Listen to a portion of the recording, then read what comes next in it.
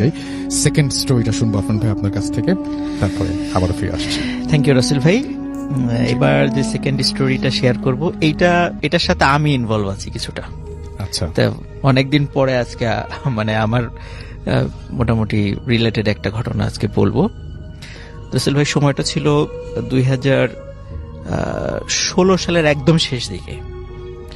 তখন আমি এই আপনার ওয়ার্ল্ডের একটা রিনাউন্ড মাল্টিন্যাশনাল কোম্পানি, একটি কুরিয়ার কোম্পানিতে আমি চাকরি করতাম সিনিয়র এক্সিকিউটিভ হিসেবে, এয়ারপোর্টে আমি জব করতাম। আচ্ছা, তো তখন আমাদের ওই কোম্পানিটা তখন আবার আর একটা মাল্টিন্যাশনাল কোম্পানির সাথে মার্জ হয়ে যায়, মানে ওইটা কিনে নেয় আর কি। তো কিনে নেওয়ার ফলে যেটা হয়, মানে রেগুলার অনেক শিপমেন্ট আসতো। ওই শিপমেন্টগুলো আবার আমাদের যিনি এয়ারপোর্ট মানে যিনি ম্যানেজার ছিলেন ওই স্যারকে আবার এগুলো অনেক কষ্ট করে আবার মানে হেড অফিসে গিয়ে মানে গুলশানে এসে এটা করতে হতো আর কি। তো একদিন যেটা হয় রাসেল ভাই, উনি গুলশানে আসেন, আসার পরে উনি কাজ যাই হোক করেন আর কি। কিন্তু আমি মাঝে মাঝে আসতাম, মানে আমাদের কাজ ওইভাবে এখানে ছিল না, হঠাৎ হঠাৎ আসতাম জরুরি কোনো কাজ থাকলে। তবে এমনিতেই আমি একদিন আসি, নতুন অফিস দেখার জন্য আসি আর কি। তো আসার পরে আমি যখনই ওই মানে নতুন একটা মানে মেইন বিল্ডিং ছাড়া আর একটা বিল্ডিং এ অফিসটা নেওয়া হলো পাশেই আর কি, আর একটা জায়গায়। তো আমি যখনই রাসেল ভাই ঢুকি, পুরো বিল্ডিংটা এসি করা ছিল। আমি যখনই ঢুকি সিঁড়ির কাছ থেকে হঠাৎ করে আমার মনে হলো একটা গরম বাতাস আমাকে মানে সজোরে ধাক্কা দিল।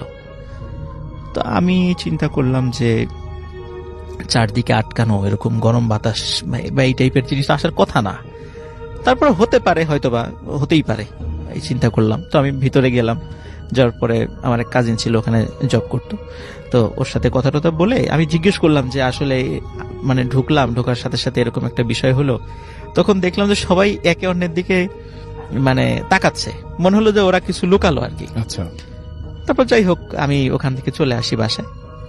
আমি এই ঘটনার 2 দিন পরে, মানে যখন কাজের প্রেশারটা একটু কম ছিল, সাধারণত আমাদের স্যাটারডেতে মাল ডেলিভারি হতো না এয়ারপোর্টে, ওই দিন আমাদের প্রেশারটা খুব কম থাকতো। আচ্ছা, প্রিয় লিসেনার, আজকের এপিসোডটি খুবই ভয়ঙ্কর হতে যাচ্ছে, কেননা ভূত এফএম থেকে যে ঘটনাগুলো আমি শেয়ার করছি প্রত্যেকটা ঘটনা বাছাই করা ভয়ঙ্কর ঘটনা। আর যে রাসেল ভাই, আফনান ভাই আরো অনেকেরই ভূত এফএম থেকে নেওয়া সব থেকে বাছাই করা ভয়ঙ্কর ঘটনা। আপনারা প্রত্যেকটা ঘটনা শুনলেই বুঝতে পারবেন। তাহলে চলুন বেশি কথা না বাড়িয়ে সরাসরি ঘটনার মধ্যে চলে যাই। প্রত্যেকটা ঘটনা শেষ পর্যন্ত শুনলেই আপনারা বুঝতে পারবেন। তবে যে কথাটি না বললে নয়, যারা এখনো এই চ্যানেলটি সাবস্ক্রাইব করেনি তারা অবশ্যই চ্যানেলটি সাবস্ক্রাইব করে নেবেন। তাহলে চলুন এই ভিডিওর মধ্যে একটি লাইক দিয়ে প্রত্যেকটা ঘটনা শেষ পর্যন্ত শুনে আসি। তো ওই দিন আমি আমার ম্যানেজার স্যারের সাথে ঘটনাটা শেয়ার করলাম যে স্যার এই তো ঘটনা, আমি তো গেলাম, যাওয়ার পরে মানে হঠাৎ করে এই একটা বিষয় আমার কাছে একটু খটকা লাগলো। মানে আমি এমনিতেই আসলে শেয়ার করেছি ওনার সাথে। আচ্ছা, তখন রাসেল ভাই উনি ওনার এক্সপিরিয়েন্সটা শেয়ার করেন। তো উনি বললেন যে মানে 2 days ago, মানে 2 দিন আগে উনি ওই বেশ কিছু ডকুমেন্টস নিয়ে হেড অফিসে যান। যাওয়ার পরে কাজ শেষ করতে করতে অনেক রাত হয়ে যায়। তখন নতুন যে অফিসটা ছিল সেটা উপরতলায়, মানে দোতলা বিশিষ্ট একটা, মানে বাড়িটাই ছিল 2 তলা বিশিষ্ট বাড়ি। তো ওই উপরতলায় মানে গেস্ট রুম ছিল, যদি কোনো কারণে কোনো ডেলিগেটস আসে তাদেরকে থাকার ব্যবস্থাও সেখানে ছিল। তখন বলা হলো যে আপনি আজকে রাতে কষ্ট করে বাসায় যাওয়ার দরকার না, আপনি এখানেই থাকেন। তখন উনি সারাদিন অত্যন্ত মানে পরিশ্রম করেছেন। তো উনি সেখানে দ্রুত কাপড় চোপড় ছেড়ে দ্রুত মানে উনি শুয়ে পড়েন। শুয়ে পড়ার সাথে সাথে মানে উনি তখনও ঘুম আসে নাই, হঠাৎ করে উনি দেখেন যে একটি মানে মহিলা ওনার রুমের মধ্যে হাঁটাহাঁটি করছে। আচ্ছা, এবং শুধু মহিলা না, আবার দেখে একটা বাচ্চা বাইরের যে করিডোর আছে, দরজাটা খোলা ছিল, বাইরের করিডোর দিয়ে দৌড়াদৌড়ি করছে। আচ্ছা। তখন উনি জানতেন যে এখানে রাত্রে কেউ থাকে না, কিন্তু নিচে হয়তো বা ওই যে আমাদের নাইট গার্ড এরা থাকতে পারে। তখন চিন্তা করে যে এখানে মহিলা আসলো কোথা থেকে বা বাচ্চা আসলো কোথা থেকে, এটা তো আসলে ইম্পসিবল। তখন উনি যখন লাইট জ্বালালেন দেখেন কিছুই নেই। উনি আবার নিচে গেলেন, নিচে যাওয়ার পরে যেখানে নাইট গার্ড ছিল অফিসের, তো বললো যে এখানে কি কোনো মহিলা বা বাচ্চা আপনারা দেখেছেন বা এখানে কেউ থাকে? তখন আর কি ওরা বলে যে না, তো এখানে কেউ থাকে না, এরকম তো কেউ থাকে না, আপনি হয়তো ভুল দেখেছেন, আপনি করেন, আপনি গিয়ে শুয়ে পড়েন, বাসায় মানে উপরে গিয়ে শুয়ে পড়েন। উনি শুয়ে পড়েন রাসেল ভাই। এরপরে মানে ঘটনাটা আরো মারাত্মক। জি। উনি দেখছিলেন এরপরে ওনার রুমের মধ্যে একটি মহিলা এবং একটি বাচ্চা দুজনই গলায় ফাঁস লাগিয়ে ঝুলছে। এই দৃশ্য দেখার পরে আসলে রাসেল ভাই উনি যেই ড্রেসেই ছিলেন মানে দৌড়ে নিচে নেমে আসেন এবং দারোয়ানকে বলেন, তো আসলে বলেন তো ঘটনাটা কি। তখন ওরা বলে যে স্যার আপনি কি কিছু দেখেছেন? বলে যে হ্যাঁ আমি দেখেছি। তখন বলে যে স্যার মানে এখানে একটু সমস্যা আছে। তখন উনি সাথে সাথে অফিসের এমডি সাহেব স্যারকে ফোন করার বলে উনি বলেন যে স্যার আমি এখানে আর 1 সেকেন্ডও থাকবো না, আপনি যেভাবে হোক রাত্রে আমাকে পাঠিয়ে দেওয়ার ব্যবস্থা করেন। তখন এমডি স্যার ওই রাত 3টা সাড়ে 3টার দিকে গাড়ি পাঠিয়ে, ওনার বাসা ছিল উত্তরা তখন ম্যানেজার স্যারের, তখন তাকে ওখানে পাঠিয়ে দেন রাসেল ভাই। তো ওই বাসাটা রাসেল ভাই মানে যারা নাইট গার্ড ওদের বর্ণনা অনুযায়ী যে রাতের বেলা ওই রুমে আলো জ্বলতে দেখতো, কখনো আলো জ্বলে নিভে যায়, কখনো বাচ্চাদের মানে হাসির শব্দ, তো এরকম শব্দ শুনতো, নাইট গার্ডরাও শুনতো। এটা আমাদের অফিস থেকে মানে বলা ছিল যে রাতের বেলা ওখানে যেন কেউ না থাকে আর কি। দিনের বেলা রাত 9টার পরে ওই অফিসে আর কেউ থাকতো না। সাধারণত মাল্টিন্যাশনাল কোম্পানি যেগুলো আছে আর কি, বা আমাদের যে কোম্পানিটা ছিল কুরিয়ার কোম্পানি, 24 আওয়ার্স মানে কল সেন্টার সার্ভিসটা ছিল। কিন্তু ওই অফিসে কিন্তু আসলে কল সেন্টারটা স্থাপন করা হয়নি, এটা অন্য জায়গা করেছে। যদিও এখন ওই অফিসটা এখন আর নাই, ওটা ছেড়ে দিয়ে এখন হেড অফিসে ওটাকে শিফট করা হচ্ছে এই সমস্ত কারণগুলোতে। তো পরবর্তীতে আসলে আমি জিনিসটা অ্যানালাইসিস করেছিলাম যে আসলে কি কারণে। তো ওইটা ছিল একজন খ্রিস্টিয়ান ভদ্রলোকের বাড়ি। তো ওনার একটা বাচ্চা ছিল এবং ওয়াইফ ছিল, হয়তোবা পারিবারিক কলহের কারণে ওনার ওয়াইফ নিজেও সুইসাইড করে, এবং সুইসাইড করার আগে ওনার বাচ্চাকেও মানে কি বলবো আর কি, মা তার সন্তানকে আগে ফাঁসিতে ঝুলিয়েছে, তারপর উনি নিজেও ফাঁসিতে ঝুলিয়ে মানে সুইসাইড করে। এবং এরপরে ওই খ্রিস্টান ভদ্রলোক উনি আমেরিকাতে চলে যান। উনি এখন পর্যন্ত ফেরত আসেন না আমেরিকা থেকে। আর ওই বারটা বিভিন্ন অফিসের কাছে ভাড়া দিয়ে দেন, কিন্তু এই বিভিন্ন অফিস কেউই মোটামুটি 6 মাস কন্টিনিউ করতে পারেনি। এবং আমাদের যে কোম্পানিটা ছিল ওই সময় যখন আমি জব করতাম ওখানে, ওরাই মনে হয় সর্বোচ্চ 1 বছরের মতো কন্টিনিউ করেছিল। এরপরে আর ওনারা ওখানে অফিসটা কন্টিনিউ করতে পারে নাই সঙ্গত কারণে। আমি মানে বাড়িটারই বলছি না, যারা অন্তত গুলশান 2-এ থাকেন তারা হয়তো বা এই বাড়িটা সম্পর্কে আপনার অবগত আছেন।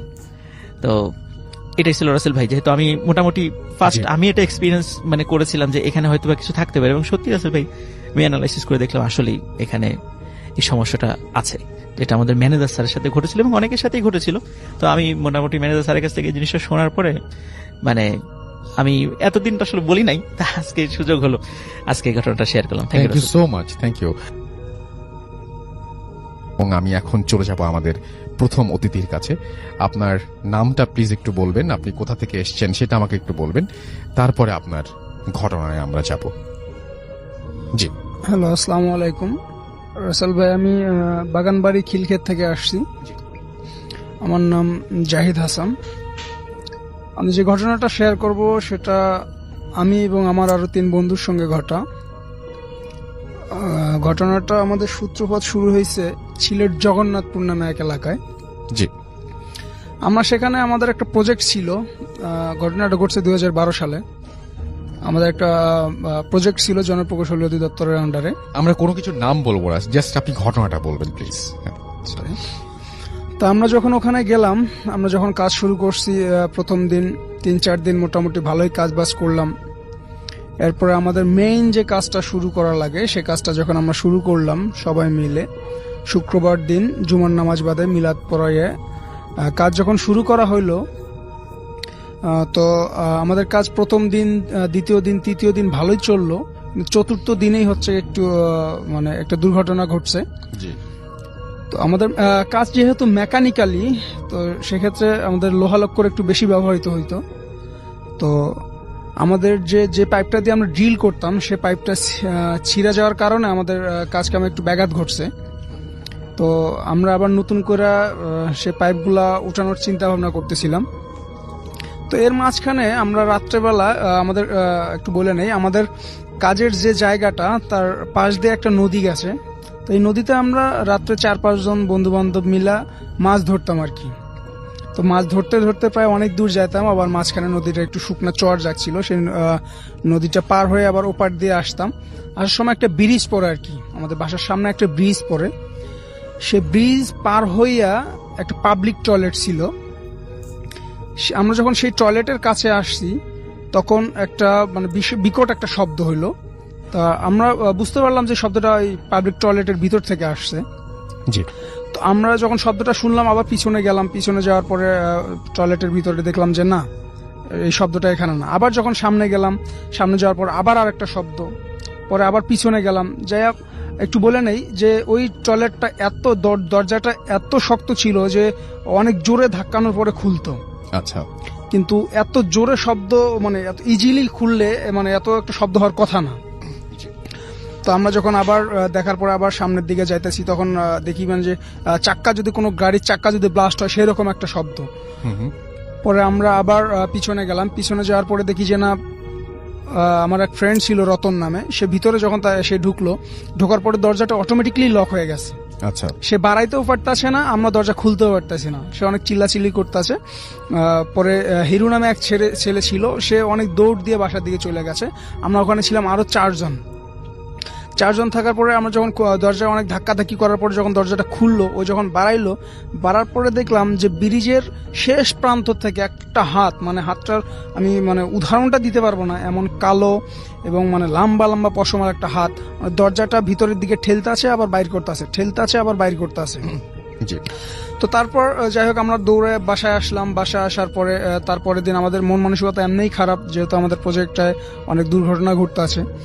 তো আমরা যেখানে কাজ করতাম পাশে সিটি কর্পোরেশনের লোকজন ছিল। তো তারা বলতেছে যে তোমাদের কাছে এই প্রবলেমটা হচ্ছে, এখানে অনেক দিন আগে হিন্দুদের এলাকা ছিল, সেহেতু এখানে হয়তো শ্মশান ছিল একটা, যার কারণে তোমাদের যে পয়েন্টটা পড়ছে সেই শ্মশানের মধ্যে পড়ছে, শ্মশানের মাঝখানেই পড়ছে, যার কারণে হয়তো এই প্রবলেমটা দেখা দিতেছে। আমরা ওইসবে বিশ্বাসী ছিলাম না যে এগুলো আছে কি না। তো তারপর আমরা আমাদের মতো কাজকাম করতেছিলাম, কিন্তু মানে দুর্ঘটনার পর দুর্ঘটনা, একটার পর আরেকটা, একটা সলভ নাই করতে আর একটা শুরু হইতো। আবার আমরা চিন্তা ভাবনা করতাম যে এটা কিভাবে নতুন করে আবার করা যায়। তো লাস্ট যে একটা ঘটনা ঘটলো সেটা হচ্ছে যে আমাদের 2.5 ইঞ্চি মোটা একটা লোহার রড যা ব্যান করা ছিল, আমরা তার কপ্পা বলে মানে ডাকি, নাম জানি। তো ওই কপ্পার রড যখন পাইপটা ছিঁড়া গেছে, আমাদের প্রথম পাইপটা যে কাজের 4র্থ দিনে ছিঁড়া গেছে, সে পাইপটা যখন উঠার জন্য চেষ্টা করতেছিলাম তখন দ্বিতীয়বারের মতো ওর সাইড দিয়ে আরেকটা পাইপ নামাইছিলাম প্রথম পাইপটা সম্প্রসারণ করার জন্য।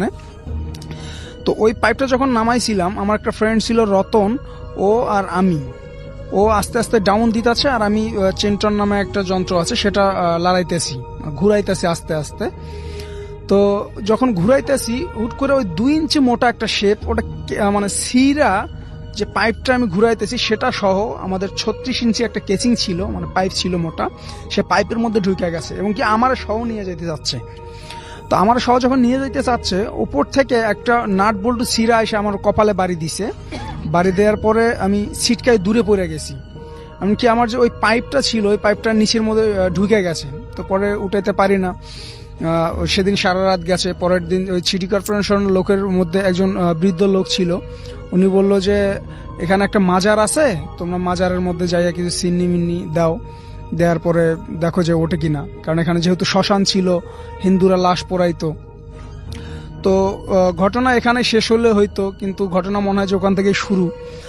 আমরা যখন আবার ওই পাইপ উঠানোর চেষ্টা করতেছি কিন্তু পাইপ উঠতেছে না। তো তার পরের দিন প্রায় শনিবার কি রবিবার দিন সঠিক মনে নেই, সেদিন একজন ভদ্রলোক আসলো, দাড়িওয়ালা, অনেক মুরব্বী টাইপের।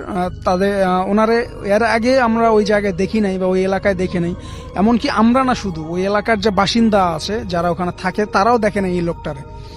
তা উনি এসে বলতেছে যে এখান থেকে 1-1.5 কিলোমিটার দূরে একটা মাজার আছে, কালুর মাজার, তো সেই মাজারে তোমরা ছিন্নি টিন্নি দাও, দেখবা যে সব সমস্যা সমাধান হয়ে যাবে। তো যদিও বা আমাদের বিশ্বাস ছিল না কাজের ক্ষেত্রে, না মানে অনেক টাকার কাজ, আমরা যদি কাজটা সাকসেস করতে না পারি তাহলে কোম্পানির অনেক লস হয়ে যাবে, আর একটা রিপুটেশনের ব্যাপার ছিল। তো আমরা যখন ওই ভদ্রলোক যখন ওই কথাটা বলার পরে বললো, আমরা সিদ্ধান্ত নিলাম যে ঠিক আছে আমরা মাজারে ছিন্নি দিব। তো মাজারে ছিন্নি দিব আমরা। তারপরের দিন রাত্রেবেলা আলোচনা করার পরে সকালবেলা ওই সিটি কর্পোরেশনের ওই ভদ্রলোকরে, যে মুরব্বী টাইপের, ওনারে ডাক দিলাম। ডাক দিয়ে বললাম যে মুরব্বি কি করা যায়। ওনার টাকা পয়সা দিলাম, উনি চিনি টিনি রেডি করলো। রেডি করার পরে আমরা ওই মাজারে গেলাম। মাজারে যাওয়ার পর চিনি দেওয়ার পরে আইসা ওই আমরা মেকানিক্যাল জগ ইউজ করলাম পাইপে। মেকানিক্যাল জগ ইউজ করার পর আমি আর রতন, ছেলে ফেলে যারা আছে কাজের, তারা সবাই ঘুমাইছে, অনেক টায়ার্ড। তো আমরা দুইজন যখন হালকা একটু লাড়াচাড়া দিলাম, তখন দেখি আমাদের যে পাইপটা সিরা পড়ছে, মাটির মধ্যে আটকাই গেছে, সেই পাইপটা ইজি উঠতেছে। তো তখন আমরা পোলাপানির ডাক দেওয়ার পরে সবাই মিলা আমরা পাইপটা উঠাইলাম, এবং শেষের দিকে আমরা কাজটা ঠিকই করছিলাম, মানে সাকসেস হয়েছিলাম কাজ করে। তো ওই তো তারপরের দিন যখন আমাদের কাম শেষ হয়ে গেল, যেদিন আমরা চলে আসবো, সেদিন আমাদের ওই কাজের আমাদের যে পয়েন্টটা ছিল তার পাশে যে ঘর ছিল, যে একজন মহিলা, উনি আমাদের বলতেছে যে আসলে এখানে সমস্যাটা হয়েছে তোমাদের কাজের ক্ষেত্রে। আমরা যদি সেই সময় তোমাদের ওই কথাটা বলতাম, হয়তো বা তোমরা কাজ না করে চলে যাইতা, আমাদের একটু সমস্যা হয়তো, আমরা তো পানি ছাড়া চলতে পারি না। তো এইখানে তোমরা যেদিন যেদিন কাজ শুরু করবা, তার 2 দিন আগে একজন লোক তারে জবাই করে হত্যা করা হয়েছে। আমি জানি না রাসেল ভাই যে আসলে এখানে ভৌতিক কিছু ঘটনা আছে কিনা, তবে সব থেকে আশ্চর্যজনক বিষয় হচ্ছে এইটা যে ওই ভদ্রলোক আইসা বললো যে তোমরা এখানে কালু নামের একজন মাজার আছে, সেখানে যাও, যা সিন্নি দাও, তোমাদের সব সমস্যার সমাধান হয়ে যাবে। আমরা তো তারে দেখিনি এর আগে ওই এলাকায়, এমনকি সেই এলাকার বাসিন্দার যারা আছে তারাও দেখেনি এর এলাকায়। তো এটা কি করে সম্ভব রাসেল ভাই, আমি আসলে বুঝতে পারতেছি না। জি, আর এই হচ্ছে আমার ঘটনা। Thank you so much. তো চলুন চলে যাই ঘটনায়। একজন কাঠুরিয়াকে কেন্দ্র করে এই ঘটনা, যার নাম খোদা নেওয়াজ। ষাটোর্ধ্ব এই কাঠুরিয়া, তিনি এবং তার সাথে থাকা আরো কয়েকজন কাঠুরিয়া মিলে বিভিন্ন জায়গায় গাছ কেনেন, কাটেন, কেনাবেচা করেন। এইভাবেই চলছিল তাদের। ছোটবেলা থেকেই তিনি এই কাঠের বিজনেসের সাথে ছিলেন, এজন্য গাছ খুব ভালো চিনতেন। ওনার বাড়ি ছিল গাজীপুর জেলার কাপাসিয়ার আমরাইদ গ্রামে। উনি কাছাকাছি আর একটা জায়গা, যে গ্রামের নাম হচ্ছে খিদিরপুর। এই খিদিরপুরে একটি বড় গাছ কেনেন। কথা ছিল কিছুদিন পরে সেই গাছটি কাটবেন। কথা অনুযায়ী উনি সহ আরো কয়েকজন মিলে চলে যান সেই গাছ কাটতে। গাছটি বেশ বড় ছিল, ডালপালা, তারপরে গাছের পাতা, সবকিছুই পরিপূর্ণ ছিল গাছে। গাছটি দেখে সাথে থাকা কয়েকজন কাঠুরিয়া বলছিল, গাছটি মনে হয় অনেক পুরনো, কাঠও ভালো পাওয়া যাবে, দামও ভালো পাওয়া যাবে। সবাই বলছিল হ্যাঁ তাই তো। কেউ কেউ বলছিল গাছটি দেখলে কেমন যেন ভুতুরে ভুতুরে লাগে, মনে হয় এই গাছে কতদিন যেন কেউ ওঠে না। যদিও সেটা কোনো ফলের গাছ ছিল না, তাই হয়তো বা কোনো মানুষ ওঠে না, কিন্তু এটাও দেখে বোঝা যাচ্ছিল আসলে এই গাছে মনে হয় অনেকদিন কেউ ওঠেনি। যাই হোক, ওনারা গাছ কাটা শুরু করে দেন। গাছ বিভিন্ন অংশে বিভক্ত করে তারা কাটতে থাকেন, কারণ আমরা জানি বড় বড় গাছ কাটার সময় একবারে কাটা যায় না, বিভিন্ন কলা কৌশল অবলম্বন করে গাছগুলো কাটতে হয়। গাছের একদম মাথার দিকে যখন কাটা শুরু করেছে এবং কাটার পরে সেটি যখন মাটিতে পড়ে যায়, যেখানে পরের কাছাকাছি দাঁড়িয়েছিলেন কাঠুরিয়া খোদা নেওয়াজ। এই খোদা নেওয়াজ কাঠুরিয়াকে কেন্দ্র করেই আজকের এই গল্পটি আবর্তিত হবে। উনি একটা অদ্ভুত ব্যাপার লক্ষ্য করলেন। গাছটি যখন মাটিতে পড়ে গেল ওই অংশটুকু, তখন দেখলেন ওই গাছের মাথার ওই অংশে একটি হাড়ির মতো কি যেন দেখা যাচ্ছে, এবং মাথার ওই অংশটি মাটিতে পড়ার সাথে সাথে ওই হাড়িটি পাশে ছিটকে পড়ে। ওই হাড়ির মধ্যে থেকে অদ্ভুত রকমের এবং বড় বড় দুটি ব্যাঙ বের হয়ে আসে। খোদা নেওয়াজ এটাও দেখেন ওই হাড়ির মধ্যে রয়েছে চকচকে স্বর্ণের মতো কিছু মোহর, এটি কি স্বর্ণ না অন্য কিছু সেটা উনি পরীক্ষা করেননি বা ওই সময় বুঝতে পারেননি, কিন্তু এতটুকু বুঝতে পারছেন এটা মূল্যবান কিছু। উনি হাত দিয়ে যখনই মোহরটি ধরেন তখনই ওই যে দুটো ব্যাঙ, এই ব্যাঙ দুটি মাথা ঠুকতে ঠুকতে মারা যায়। হয়তোবা ব্যাঙ দুটি বুঝতে পেরেছিল এই মোহরগুলো মানুষের হাতে চলে গেছে, এটা আর তাদের নিয়ন্ত্রণে নাই। হয়তোবা এই মোহরগুলো পাহারার দায়িত্বে ছিল এই ব্যাঙ দুটি, তারা তো আর রক্ষা করতে পারল না, তাই হয়তোবা তারা সুইসাইড করেছিল। এটি আমাদের অনুমান, আসলে কি হয়েছিল সেটা আমরা জানি না, যে কেন ব্যাঙ দুটি এভাবে মারা গেল। খোদা নেওয়াজ উনি ব্যাঙের এই মৃত্যু দেখলেন, কিন্তু অদ্ভুত ব্যাপার হচ্ছে যে ওইখানে গাছ কাটতে থাকা আরো কয়েকজন, তারা কিন্তু এই বিষয়টি খেয়াল করেনি। খোদা নেওয়াজ যখন দেখলেন যে তারা এই বিষয়টি খেয়াল করেনি, তখন তিনি এই বিষয়টার পূর্ণ সদ্ব্যবহার করলেন। উনি দ্রুত হাড়ি সহ মোহরগুলো উনি লুকিয়ে ফেললেন এবং ওখানে থাকা যে গাছের পাতা, ডাল, এগুলো দিয়ে ঢেকে রাখলেন। তখন উনি অন্য সদস্যদেরকে বললেন, এই তোমরা তো অনেকক্ষণ গাছ কাটলাম, চলো এবার একটু খাওয়া দাওয়া করে আসি। অন্যরা বলে, হ্যাঁ তাই তো, বেশ খানিকক্ষণ তো কাজ করলাম, একটু খাওয়া দাওয়া করে আসা দরকার, চলো যাই। সবাই খাওয়া দাওয়া করার জন্য একটা জায়গায় চলে আসেন। খাওয়া দাওয়ার ঠিক মাঝামাঝির দিকে খোদা নেওয়াজ উনি বলেন, আমার খাওয়া হয়ে গেছে, আমার ক্ষুধা শেষ, আমি যাই দেখি একটু গাছের কাছে যাই, ওদিকে কি অবস্থা। অন্যরা ঘুণাক্ষরেও কোনো সন্দেহ করতে পারেনি যে আসলে কি ঘটছে। খোদা নেওয়াজ আবার সেই জায়গাতে চলে যায়। ওখানে যে কাজটি করে, গাছের ডাল পাতাগুলো এক জায়গা করে এবং একটা স্তূপের মতো বানায়, তার মধ্যে ওই মোহর সম্বলিত হাড়িটি রেখে দেন। অন্য কাঠুরিয়া দেখলো যে বাহ, খোদা নেওয়াজ তো কাজ করছে, এই জন্য তারা আর কোনো সন্দেহ করেনি। কাজ শেষে খোদা নেওয়াজ খুব সুকৌশলে ওই হাড়ি ভর্তি মোহরটি উনি সাথে নিয়ে আসেন, যেটা তার সাথে থাকা অন্যরা কেউ টের পায়নি। এই হাড়িটি নিয়ে উনি ওনার বাড়ির পেছনে একটি জায়গায় গর্ত করে পুঁতে রাখেন। এদিকে ওনার মেয়ের বিয়ের কথা চলছিল।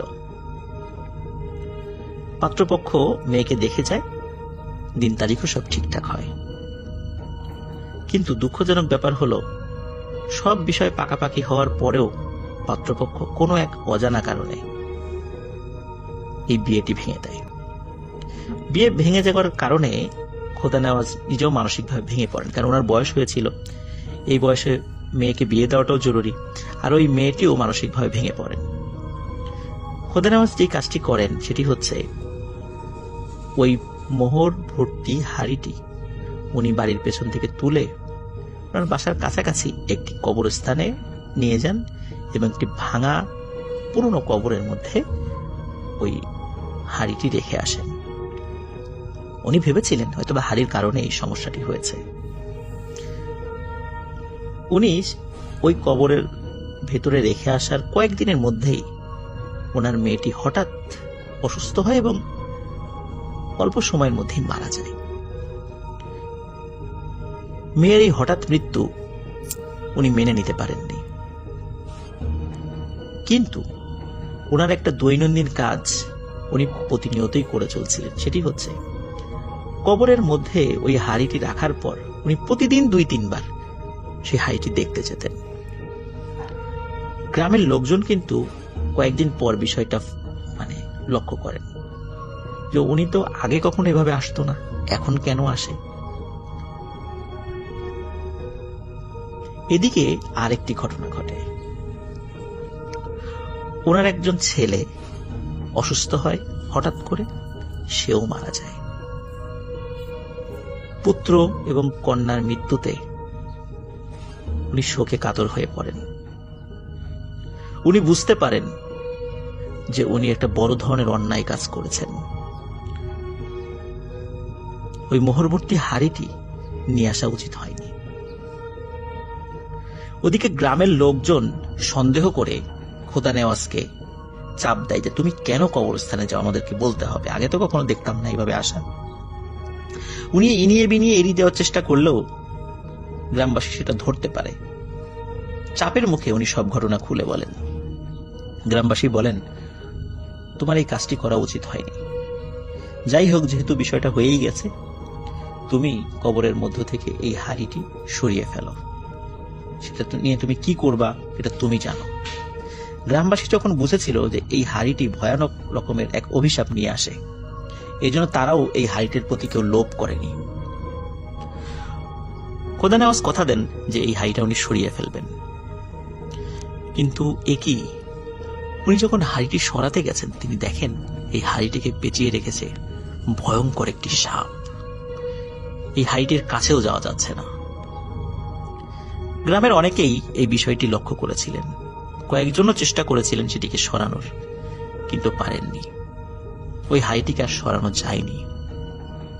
ওই হাড়িটি ওরকমই রয়ে গিয়েছিল। পরে কি হয়েছে ওই হাড়িটির কেউ বলতে পারে না, তবে এটা সত্য, ওই হাড়িটি কেউ সরাতে পারেনি। ছেলের মৃত্যুর কিছুদিন পর ওনার আচরণেও অস্বাভাবিকতা লক্ষ্য করা যায়। উনিও অনেকটা পাগলের মতো হয়ে যান এবং কিছুদিন পর মারা যান। ঘটনাটি আপাতত দৃষ্টিতে এখানেই শেষ, কিন্তু প্রিয় লিসেনার্স, আমরা এখান থেকে কি শিক্ষা পেলাম? আমরা এটাই শিক্ষা পেলাম যে যখন আমরা কোথাও কোনো এই টাইপের সম্পদ দেখব, আমাদের উচিত সেটাই হাত না দেয়া। তবে সেখানে যদি কোনো প্যারানর্মাল কোনো বিষয় মনে না হয়, আমাদের উচিত সেটি মূল মালিকের কাছে ফেরত দেওয়ার সর্বাত্মক চেষ্টা করা। আর যদি বোঝা যায় যে এর মধ্যে প্যারানর্মাল কোনো বিষয় হতে পারে বা থাকতে পারে, তাহলে সেই বিষয়টিতে হাত না দেওয়াটাই উচিত হবে। আর যদি মনে করা যায় যে না, এখান থেকে এটা সরিয়ে ফেলার দরকার, তাহলে সেটি সরিয়ে একটি নির্জন স্থানে রেখে আসা উচিত। আর তা না হলে বা লোভ করলে এই ধরনের পরিণতি আমাদের সাথেও হতে পারে। আল্লাহ আমাদের সবাইকে হেফাজত করুক। আরো একজন নতুন অতিথি আমাদের সাথে আছেন। আপনার নামটা প্লিজ একটু বলবেন, কোথা থেকে এসেছেন, তারপরে আপনার ঘটনায় যাব আমরা। আরেকবার বলতে হবে প্লিজ। আসসালামু আলাইকুম। জি, ওয়ালাইকুম আমার নাম আসসালাম। কৌশিক, আমি থাকি হলো মিরপুর। জি, আর এই তো আজকে আমার ঘটনাটা হলো আসলে গত বছর শীতের সময় আমি যাই হলো আমার দাদা বাড়িতে। জি, দাদা বাড়িতে যখন বেড়াতে যাই, এটা ছিল খুলনা একটা জায়গা, বাগেরহাট সাইডে। তো রাত্রেবেলা শীতের সময় তো গ্রামে এমনি আপনার অনেক কুয়াশা থাকে আর ছিমছাম থাকে, চুপচাপ থাকে বেশি। তো আমরা উপরের তলায়, দোতলা একটি বিল্ডিং, দোতলায় আমরা ঘুমাচ্ছি। তো আমি, আমার ওয়াইফ এবং আমার বেবি। তো রাত্রে আনুমানিক 2:30-3টার দিকে ও আমার ওয়াইফ উঠে ঘুম থেকে যে একটু ওয়াশরুম যাবে। ওয়াশরুমটা ছিল নিচতলায়, উপরে কোনো ওয়াশরুম নেই। তো সে যখন যাওয়ার জন্য, এমনি সাধারণত সে একটু ভয় বেশি পেত, তা আমাকে সে ডাক দেয় যাওয়ার আগে। তো ওই দিন কি মনে করে ভালো, ঠিক আছে সমস্যা নেই, ডাকার দরকার নেই, আমি নিজেই চলে যাচ্ছি। তো সে যখন যায়, দরজাটা খোলার পরে সে একটা শব্দ শোনার পরে ভয় পেয়ে আর বের হয় না, দৌড় দিয়ে সে আমাকে ডাকে যে দেখো তো, একটা আওয়াজ পেলাম, কে এটা, মানে কেউ আছে নাকি, তুমি দেখো, আমি বেরোবো না। তা আমি উঠলাম, দরজাটা খুললাম। তো দরজা খুলে দেখলাম একটা পা, এবং সাধারণত আমরা মানুষের পা দেখলে জুতো পরা থাকলেও কিছুটা তো চামড়া দেখা যাবে, সেটাই। কিন্তু এ বিষয়ে এখানে এরকম কিছু নাই। এবং আমি দেখলাম যে মানুষটার পা যতটুকু দেখা গেল, হাঁটুর থেকে নিচ অংশটা আমি শুধু দেখলাম, এবং পুরোটা সাদা, একদম দবদবা সাদা, এবং কোনো মানে একটু ডিফারেন্ট, মানে এরকম তো দৃশ্য কোনোদিন দেখিনি আমি। জি, তো আমার মনে হলো না, এটা হয়তো পাঞ্জাবির পায়জামা পরা কোনো লোক হতে পারে, সাদা মোজা পরাও হতে পারে। সন্দেহ মনে করে আমি রুম থেকে বের হলাম। পাশে আর একটা রুম আছে, ওই রুমে পাটা চলে গেল, আমিও পিছন দিয়ে ঢুকলাম। পিছন ঢোকার পরে দেখি রুমের দুপাশে দুটো সিঙ্গেল খাট আছে। এক সাইডে খাটে একজন শুয়ে আছে এবং পা থেকে মাথা পর্যন্ত চাদর দিয়ে ঢাকা। তো আমার তখন মনে হলো ঠিক আছে, আমার ছোট চাচা আমরা ঘুমানোর আগে দেখেছিলাম সে ওখানে ছিল ওই ঘরে ফোন নিয়ে ফেসবুকিং বা কিছু একটা করছিল। তা আমার মনে গেছে চাচা হয়তো এখানেই নিচে যাওয়ার কথা, কিন্তু সে যায়নি, ওইখানেই ঘুমিয়ে পড়েছে। তো ঠিক আছে, তো আমি রুমে ফেরত আসলাম যে না, এরকম কেউ তো আমি দেখলাম না, এবং সম্ভবত ওই রুমে তো চাচা ঘুমানো, ওখানে তো কেউ ঢুকেনি। তো আমার বউয়ের প্রথম সন্দেহ ছিল যে এটা কোনো চোর নাকি। তো আমার তখন একটু সন্দেহ হয়েছিল যে এটা চোর না, এটা অস্বাভাবিক কিছু যেটা আচ্ছা। আমরা শুনে থাকি। তো আমি ওকে বললাম না ঠিক আছে তুমি ঘুমিয়ে পড়ো, এটা তেমন কিছু না। তারপরে ওকে নিয়ে আমি ওয়াশরুমে গেলাম। সকালবেলা আমি আমার চাচাকে যখন জিজ্ঞেস করলাম যে চাচা, আমরা রাত্রে তো এরকম একটা ঘটনা ঘটলো, আপনি তো ওই রুমেই ছিলেন, আমি তো আপনাকে দেখলাম। তখন সে আমাকে বলল যে না, আমি তো রাত্রেবেলা ছিলাম রুমে সঠিক, কিন্তু এরপরে তো আমি নিচে চলে গিয়েছিলাম আমার পরিবারের সাথে সাথে। তখন একটু ভয় লাগলো যে তাহলে কি আমি অন্য কিছু দেখলাম। পরে আমার দাদি, উনি এখন আর নেই, তো উনি তখন এই ঘটনাটা শুনে উনি অপেক্ষা করলো যে আমার স্ত্রী আমার থেকে একটু দূরে যাক, তারপরে সে কথা বলবে। আচ্ছা। তারপরে আমাকে সে ডেকে নিল কিছুক্ষণ পরে, সুযোগ বুঝে গেলাম। তখন আমাকে সে বলে যে ও অনেকদিন ধরেই আছে, এবং তোর দাদা মারা যাওয়ার পর থেকে আমি প্রায়ই দেখি, কিন্তু সে ক্ষতিকর কিছু করে না, ক্ষতি কিছু করে না, এমনি আছে। এটা তার বিশ্বাস।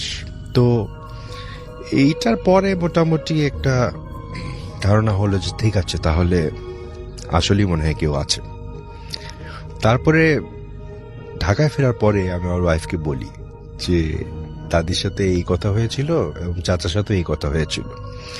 ও তো ভয়ে শেষ। তা আমারও ভয় ভীতি অবশ্য একটু কম, আচ্ছা। তবে এই অভিজ্ঞতার পরে একটু ইয়ে লেগেছিল যে আচ্ছা ঠিক আছে, এই আর কি ঘটনা। Thank you so much. কথা না বাড়িয়ে সরাসরি ঘটনাতে চলে যাচ্ছি। রোহান 2020 সালের ফেব্রুয়ারির মাঝামাঝির দিকে আমেরিকাতে পাড়ি জমায়।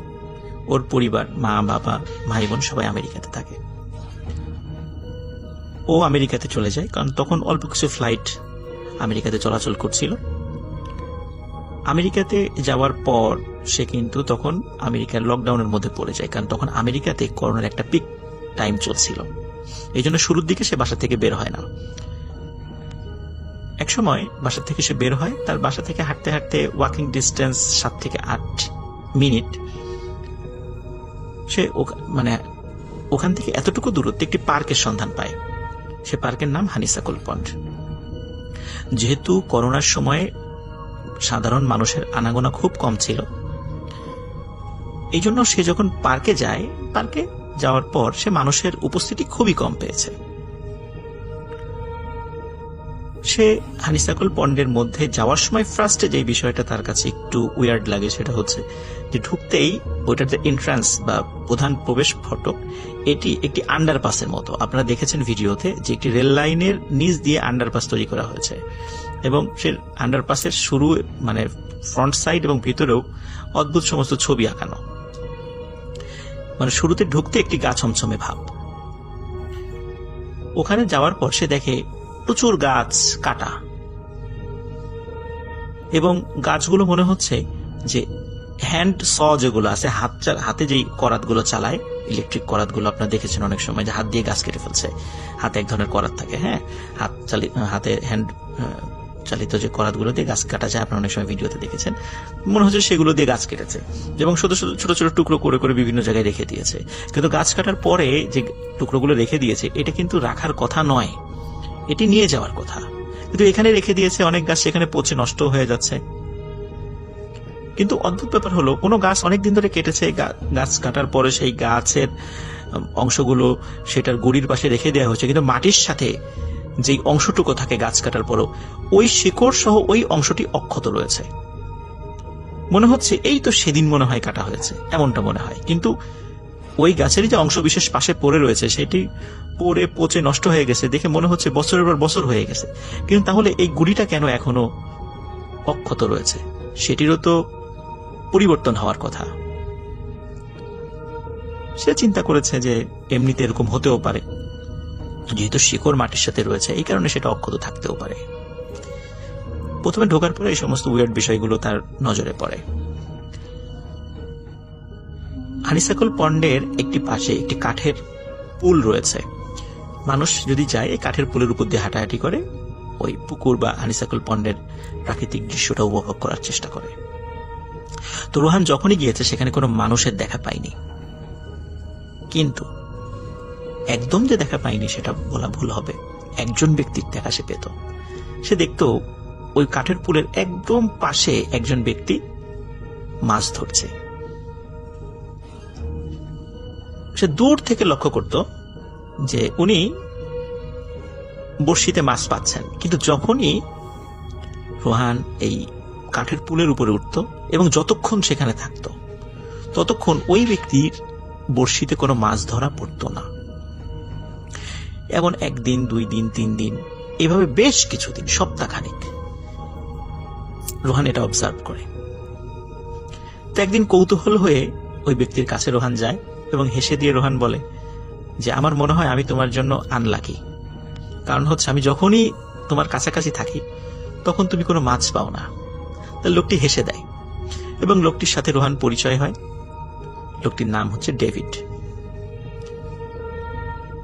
তো ডেভিডের সাথে কথাবার্তা হয় রোহানের।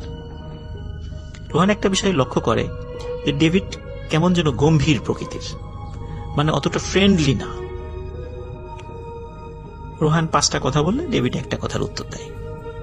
তো বিষয়টা রোহানের কাছে একটু বিরক্তিকর লাগে, কিন্তু যেহেতু সে চিন্তা করে যে আমি বাংলাদেশ থেকে এসেছি, এখানকার লোকজনের হয়তোবা একটু এমনটা ভাবে সে, যেহেতু সে আর একটা দেশের।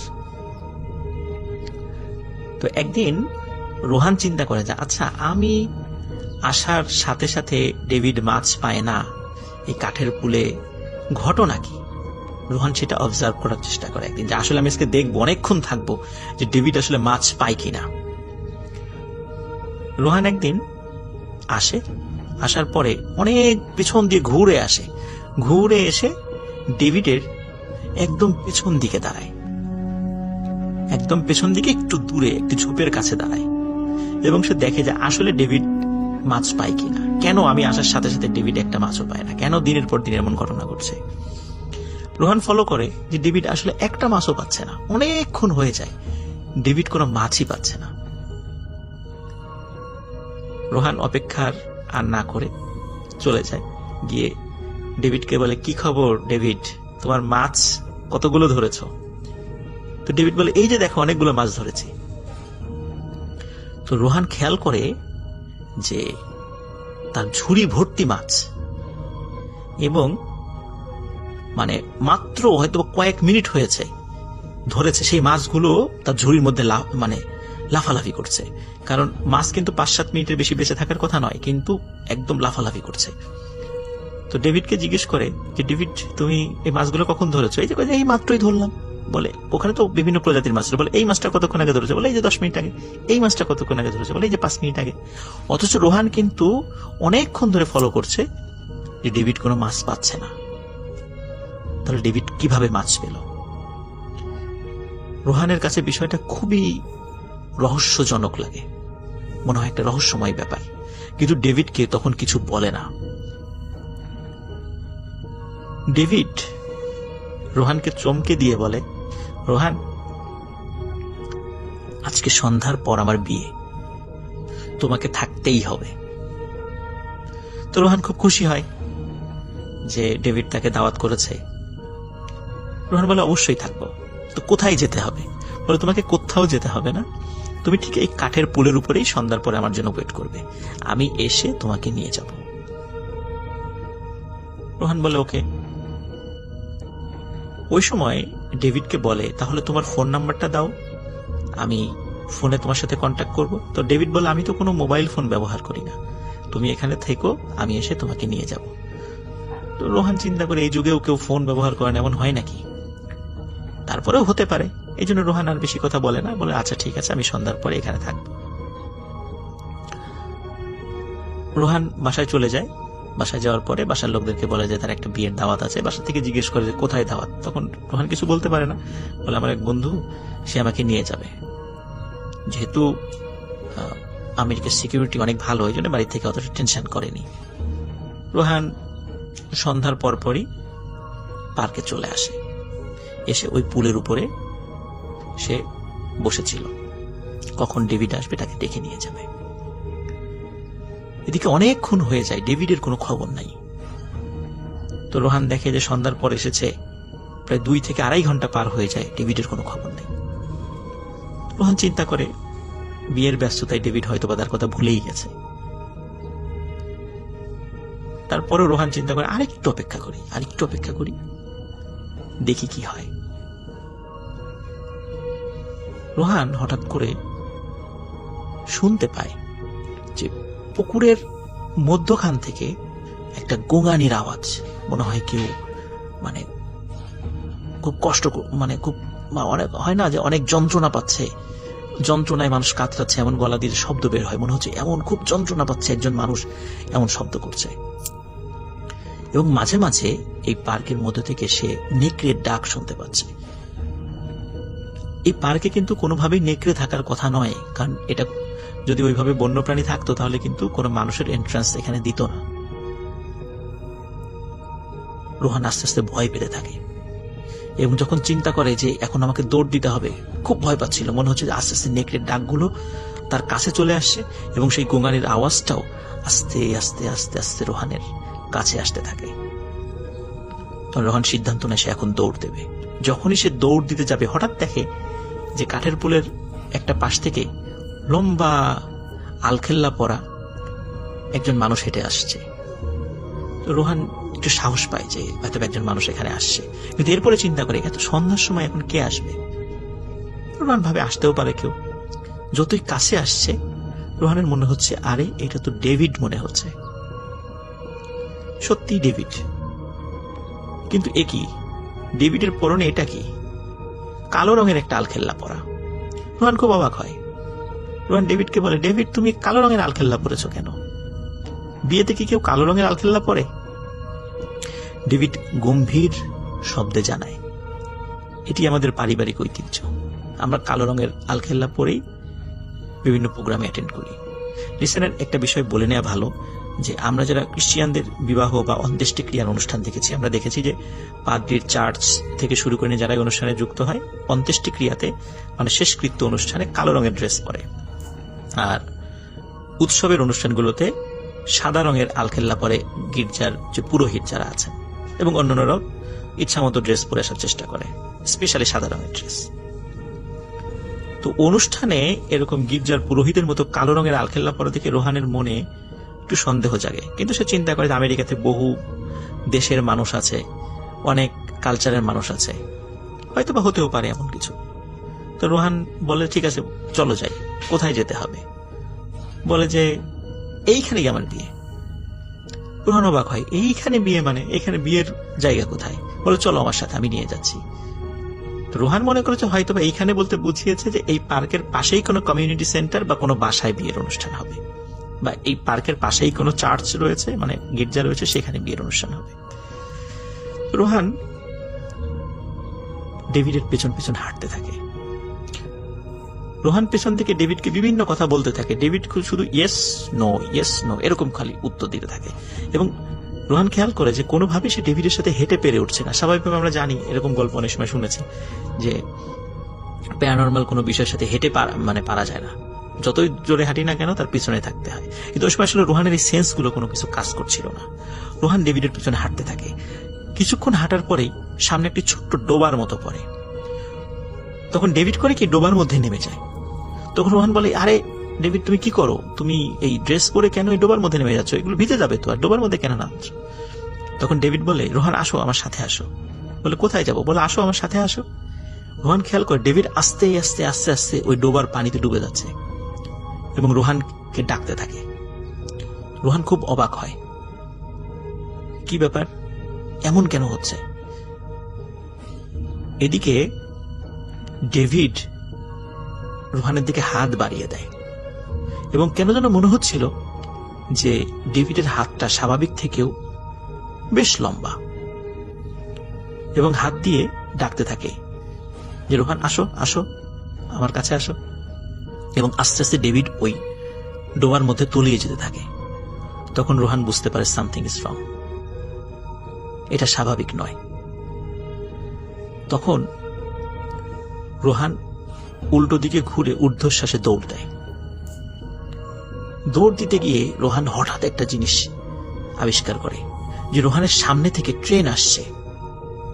রোহান বলে সে চিন্তা করে যে আমি মনে হয় ট্রেনের লাইনের উপরে চলে এসেছি, এখনই দুর্ঘটনা ঘটবে। তো রোহান কিং কর্তব্য বিমূঢ় হয়ে পড়ে যে এখন আর বাঁচার কোনো আশা নাই, আমি ট্রেনের সামনে চলে এসেছি, আর ডানে বায়ে সরতে পারবো না। কিন্তু রোহানের একটাবারের জন্য মাথায় আসে নাই যে ট্রেন লাইনটা কিন্তু অনেক দূরে, সে এইখানে ট্রেন কোথা থেকে দেখবে। ট্রেন লাইনটা আরো পাশে, অনেক দূরে বলতে আরো পাশে, পার্কের একদম ভেতরে কিন্তু ট্রেনের লাইন না, কিন্তু রোহান কিন্তু তখন পার্কের মধ্যে অবস্থান করছে। ট্রেন লাইনটা কিন্তু ইতোমধ্যে আপনারা দেখেছেন রিসেন্টের ভিডিওতে। তো রোহান দেখে ট্রেন আসছে, ট্রেনের আলো তার মুখে পড়ছে।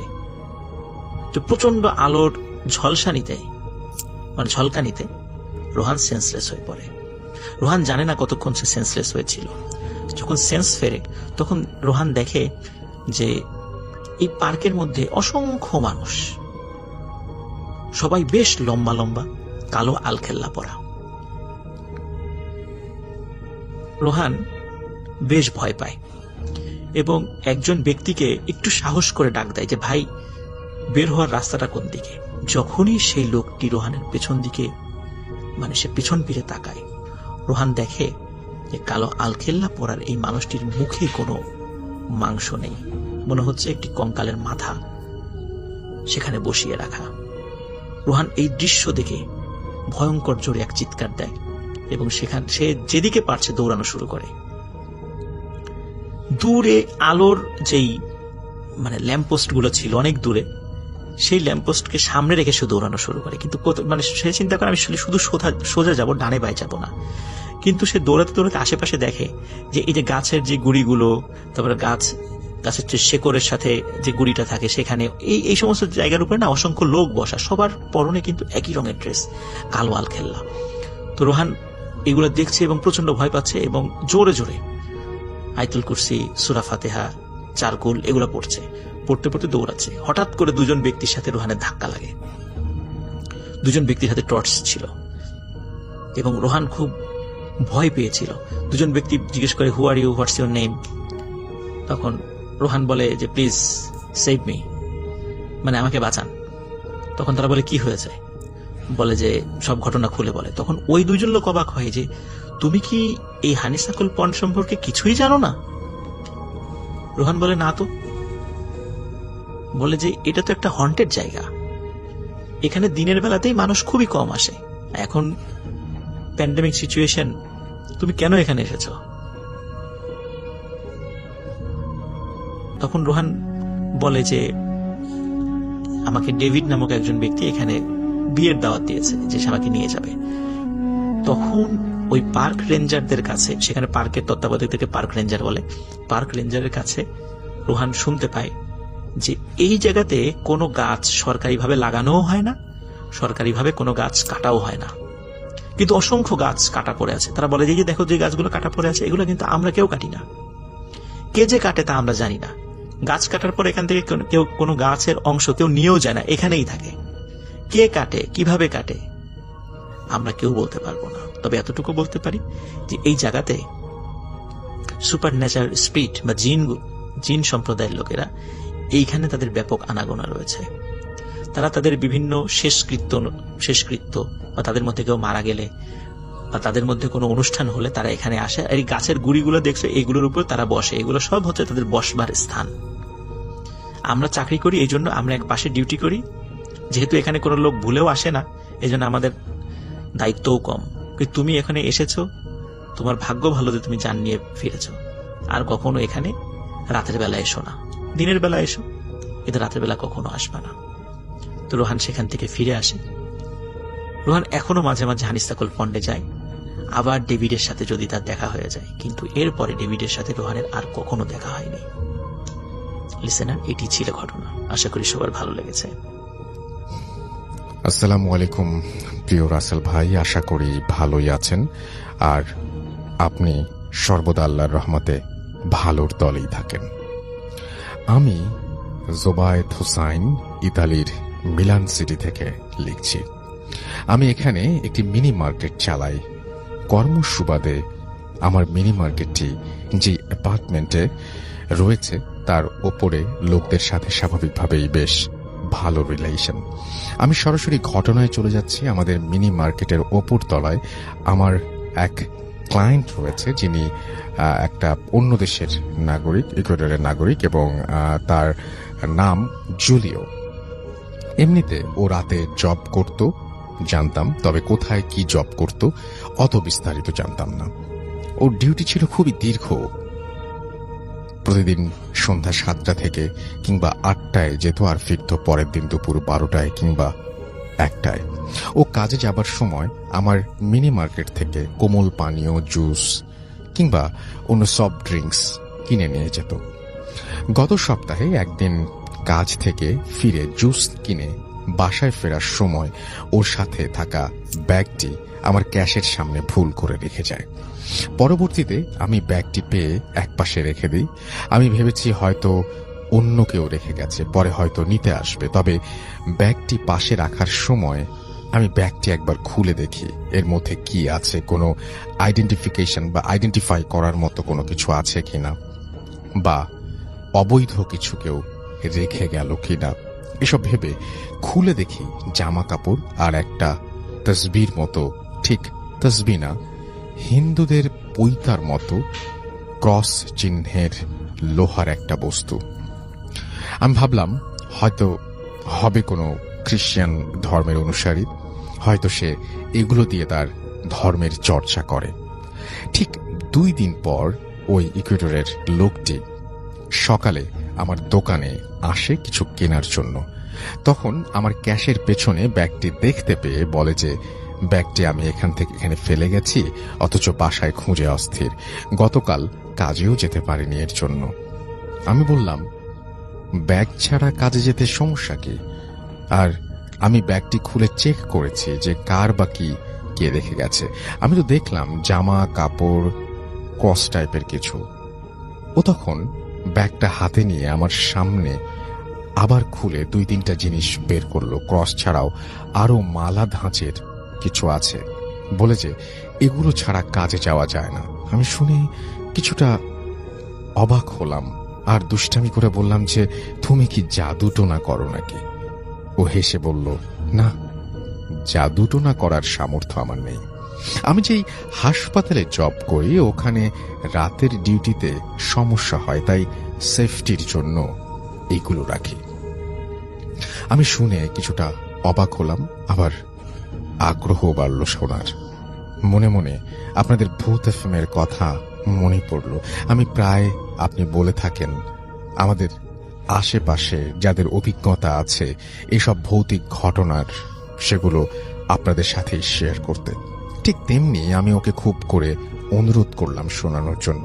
ও প্রথমে বলে যে প্রাইভেসির জন্য এসব ঘটনা বাইরে বলা নিষেধ। ওদের যে ডিরেক্টর তিনি এগুলো বাইরে প্রকাশ করতে বারণ করেছেন। আমিও নাছোড়বান্দা, খুব খুব করে অনুরোধ করায় ভালো সম্পর্ক থাকার কারণে আমাকে বলতে রাজি হলো। আমি মূল ঘটনায় যাচ্ছি। এটি মিলানের বেরগামো শহরের একটি হাসপাতাল। আপনি স্থানটি উল্লেখ করবেন না অনুগ্রহ করে। আমি করে ফেলেছি কারণ আপনি আগে লিখেছেন, এই কথাটা আগে লিখতে হবে যে এটা উল্লেখ করা যাবে না, তাহলে পরের অংশটুকু উল্লেখ করতাম না। ওর ভাষ্যমতে ওই হাসপাতালে সাধারণত যারা কোমায় চলে যায় কিংবা মৃত্যুর দিনক্ষণ সন্নিকটে এসেছে, অর্থাৎ যারা ডাক্তারের চিকিৎসায় নিয়ন্ত্রণের বাইরে চলে যায়, তাদের জন্যই ব্যবস্থা। জুলিও আমায় বলল যে প্রথম বেশ কিছুদিন কাজ খুঁজেছি, কিন্তু আমার জন্য দুষ্কর হয়ে যায়। প্রায় দীর্ঘ 7-8 মাস পর 2017 ফেব্রুয়ারির দিকে হাসপাতালে একটা জব পেয়ে আমি বেশ আনন্দিত ছিলাম। আমার কাজ ছিল রোগীদের রুমে গিয়ে চেক করা, ময়লা আবর্জনা পরিষ্কার, কোনো রোগী মারা গেলে তাকে ডোম ঘরে নিয়ে যাওয়া। আমি শুনেছিলাম যে আমার স্থানে যে কাজ করত তাকে বহিষ্কার করা হয়েছে, তবে কি কারণে হয়েছে জানতাম না।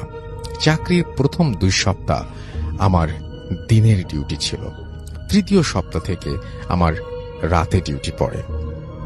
আমার এক কলিগ রাতে আমায় বলল যে রাত 1টার পর একটু সতর্ক থাকতে এবং এক কলিগ আর এক কলিগের নজরের আওতায় থাকতে।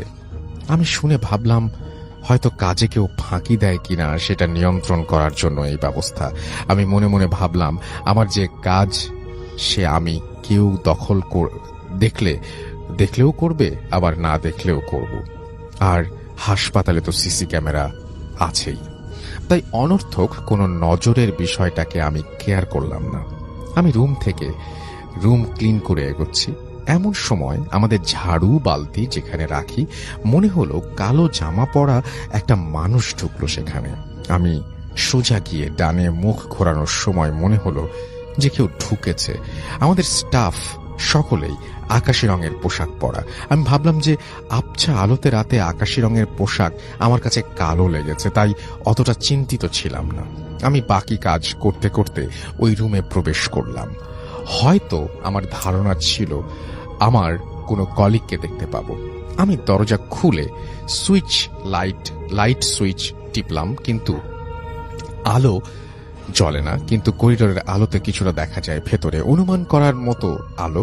আমি বালতিগুলো ভরে রাখতে আমার কাছে ভীষণ এক ঠান্ডা অনুভব হলো।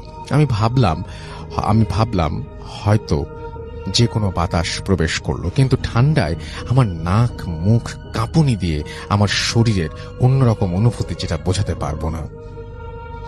আমি কিছুক্ষণ স্থির হয়ে দাঁড়িয়েছিলাম আর ভাবছিলাম যে এটা স্বাভাবিক কোনো বাতাস না। আমার তখন স্পষ্ট মনে আছে যে আমার ঠিক পেছনে দরজা, যেখান দিয়ে করিডোরের আলো আসছিল, কিন্তু ফিল হচ্ছিল যেন রুমে কোনো দরজা নেই। আমি যেদিকেই ঘুরি হাত দিলে কেবল দেয়াল স্পর্শ লাগে, আর দরজা ঠিক আমার পেছনে। আমি প্রায় 4 দিকেই ঘুরছি, একই অবস্থা, দরজা ঠিক আমার পেছনে। আমি টেনশন আর ভয় মিলিয়ে বসে পড়লাম ফ্লোরে। এমন সময় আমার 2 জন কলিগ একসাথেই এসে রুমের দরজা খুলে লাইট জ্বালায়, আর আমাকে তারা নাকি ফ্লোরে বসে দুলতে দেখেছিল। জুলিও আমাকে আমার দোকানে বসে কেমন করে দুলছিল সেটা অভিনয় করে দেখালো, ঠিক যেভাবে মাদ্রাসার ছাত্ররা পড়ার সময় দোলে। এরপর কলিগ আমাকে তুলে আরেকটা রুমে গিয়ে তৎক্ষণাৎ কিছু বলেনি, শুধু বলল, তোমাকে না সবসময় কারো চোখের সামনে থাকতে বলেছিলাম, একা একা কি করছো এখানে? এখন কি একটু ঠিক আছো? আমি মনে মনে বললাম যে না, যদি বলি চাকরিটায় আনফিট বলে ডিসমিস করে দেয় কিনা। বললাম হ্যাঁ ঠিক আছি, গায়ে একটু জ্বর ভাব, তাই হয়তো পড়ে গেছি। আমার ওই ঠান্ডা বাতাসটাকে মনে হয়েছিল জ্বর হবার পূর্বে মানুষের একটু ঠান্ডা আর কাঁপুনি দেয়।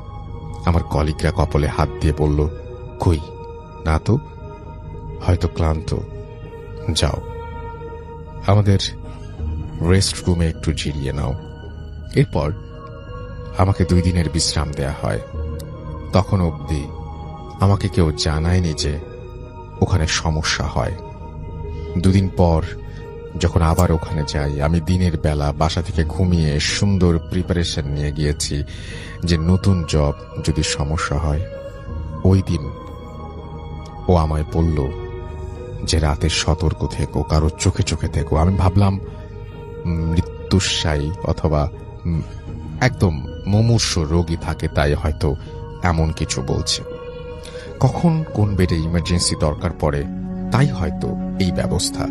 আমি হয়তো নিজের কাজ স্বাধীনভাবে করার চেষ্টা করতাম, যে দায়িত্ব তা পুরো করা রিল্যাক্স মুডে। ওই দিন তেমন কিছু ঘটল না। ঘটনা ঘটল এর ঠিক 2 দিন পর। ওই দিন সন্ধ্যায় একে একে 5 জন মানুষ মারা গিয়েছে, তাই কাজের চাপও একটু বেশি। 2 জনের আত্মীয় স্বজন এসেছে, আর বাকি 3 জনের কেউ আসেনি খবর নিতে, হয়তো কাল বা পরশু আসবে। আমি আর কলিগরা মিলে লাশগুলো ডুম ঘরে নিয়ে গেছি। রাত তখন 2:30 মতো। আমার ভীষণ বাথরুম চেপেছে। আমি যথারীতি বাথরুমে গিয়ে বাথরুম করছি। হসপিটালের বাথরুমের কমোডের সাথেই বা দিকে একটা জানালা, কাঠের মধ্যে কাঁচ বসানো জানালা। আমার কাছে একটু অস্বস্তিকর লাগছে হয়তো ওই বাইরের দিকে চোখ পড়াতে। বাথরুমের জানালাটা হাসপাতালের পেছনের দিকে একটা জঙ্গলের দিকে মুখ করা। আমি জুলিওকে বললাম যে হ্যাঁ, আমারও অত রাতে একা একা বাথরুমে গেলে জানালা খোলা রাখলে একটু ভয় ভয় করে, মনে হয় কেউ তাকিয়ে আছে কিংবা ভয় দেখায়। জুলিও আমার কথায় সায় দিয়ে বলল ঠিক ঠিক, আমারও এমনি মনে হয়। এরপর জুলিও বলল আমার জানালা হাত দিয়ে চেপে রেখেছি যেন না খুলে যায়, বাইরে হালকা বাতাস তাই একটু টাইট করে বারবার খুলে যেতে চাচ্ছে। আর জানালা পুরোপুরি খোলার আগেই আমি আবার হাত দিয়ে চেপে ধরি। বাতাসের তীব্র গতি, আমার কাছে মনে হয় জানালার ফাঁকা দিয়ে শুধু বাতাস নয়, গ্যাস বের হলে যেমন শব্দ, ঠিক অমন শব্দে বারবার জানালা প্রেসারে ভেতরের দিকে খুলে যাচ্ছে। আমি নিজেকে একটু রিল্যাক্স ভাবে থাকার জন্য হালকা উঁচু হয়ে ছিটকিনিটা লাগিয়ে দিই। এমন সময় বাইরে কারো প্রেজেন্স আমি ফিল করি। জানালার কাঁচ ছিল কিছুটা খোলাটে, ট্রান্সপারেন্ট টাইপের। কারো মুখ এবং নাক কাচের সাথে লাগিয়ে রেখে থাপ্পড় দিচ্ছে জানালার কাছে, আর ভয়ঙ্কর স্বরে একটা চিৎকার। আমার কাছে মনে হলো যেন জানালার ছিটকিনি লাগানোতে ওই জিনিসটা খুব খুশি হয়নি, আমাকে ভয় দেখাতে পারছে না। আমি ওই জানালার জিনিসটার চিৎকার শুনে প্রচন্ড ভয়ে আমার কলিগদের ডাকার জন্য বা বাঁচাও বলে চিৎকার দেওয়ার জন্য চেষ্টা করছি, কিন্তু আমার কাছে মনে হচ্ছে যেন আমি বোবা, শুধু আর্তনাদ জনিত শব্দ বের হয় গলা দিয়ে, কিন্তু বোঝার মতো কোনো শব্দ বের হচ্ছে না। আমি ওই জিনিসটা কাচের সাথে মুখ চাপ দিয়ে রেখেছেই এবং সরানোর জন্য আমি যেই না থাপ্পড় দিচ্ছে এবং থাপ্পড় দিচ্ছে আর গোঙানির মতো চিৎকার করছে।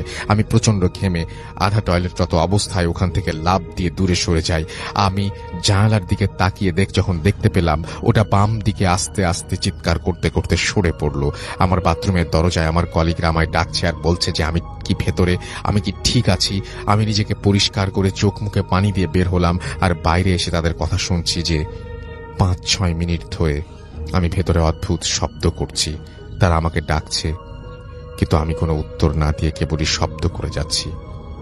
এরপর আমাকে সবাই অফিসিয়াল ডেস্কে নিয়ে গিয়ে কিছু খেতে দেয়, আর ডিরেক্টর এসে ক্রস চিহ্নের ওই জিনিসটার কথা বলে যেটা আমার ব্যাগে আমি দেখেছিলাম। জুলিও আরো বলল যে ওদের হসপিটালের স্টাফরা রাতে অন ডিউটির সময় জামার সাথে বেল্ট টাইপের যেটা আছে সেটির সাথে গেঁথে রাখত। আমাদের রুল দেয়া আছে যে কোনো নার্স কিংবা ডাক্তার যদি কোনো কমান্ড দেয়, বিশেষ করে রাতের বেলায়, তাদের সাথে ক্রস থাকতে হবে কিংবা তসবির মতো থাকতে হবে, আবার হলি ওয়াটার থাকতে হবে, ওদের প্রচলিত পবিত্র পানি যেটি, এবং সেটি ছিটানো রোজকার দৃশ্য। এখন থেকে ওখানে জোড়ায় জোড়ায় কাজ করতে হয়, এমনকি বাথরুমে গেলে দরজা হালকা খুলে রেখে তার গেইটে তার কলিগদের দাঁড়িয়ে থাকবে। এভাবেই চলছে। বেশ কয়েকবার এই নিয়ে লেখালেখি হয়েছে। আমাদের পুরাতন হাসপাতালটি বন্ধ ঘোষণা করে নতুন একটি খুলেছে, কিন্তু এখানেও সেই একই সমস্যা। 3 সপ্তাহ আগের ঘটনা, আমাদের এক স্টাফ হঠাৎ রাতে এক কোমায় থাকা রোগীকে বিছানা থেকে টেনে হিঁচড়ে নামিয়ে তিনি বিছানায় গিয়ে ঠিক কোমার রোগীটির মতো আচরণ করতে লাগলো। টিভির ফুটেজে দেখে পরে তৎক্ষণাৎ তাকে উদ্ধার করা হয়। এই অবস্থার মধ্যে দিয়ে যাচ্ছে। জুলিও আরো বলল আরো ঘটনা আছে, সময় করে আর এক সময় বলবে। এই ছিল ঘটনা, হয়তো সাজিয়ে লিখতে পারেননি। যাই হোক, ঘটনাটি আপনি লিখেছেন সেজন্য আপনাকে অসংখ্য অসংখ্য অসংখ্য ধন্যবাদ। তো আজকে যে ঘটনাটা শেয়ার করব সেটা আমাদের স্কুল কেন্দ্রিক। আমি কারণবশত স্কুলটার নাম উল্লেখ করছি না। প্রথমে যে ঘটনাটা শেয়ার করব সেটা হচ্ছে একটা স্টুডেন্টের সঙ্গে।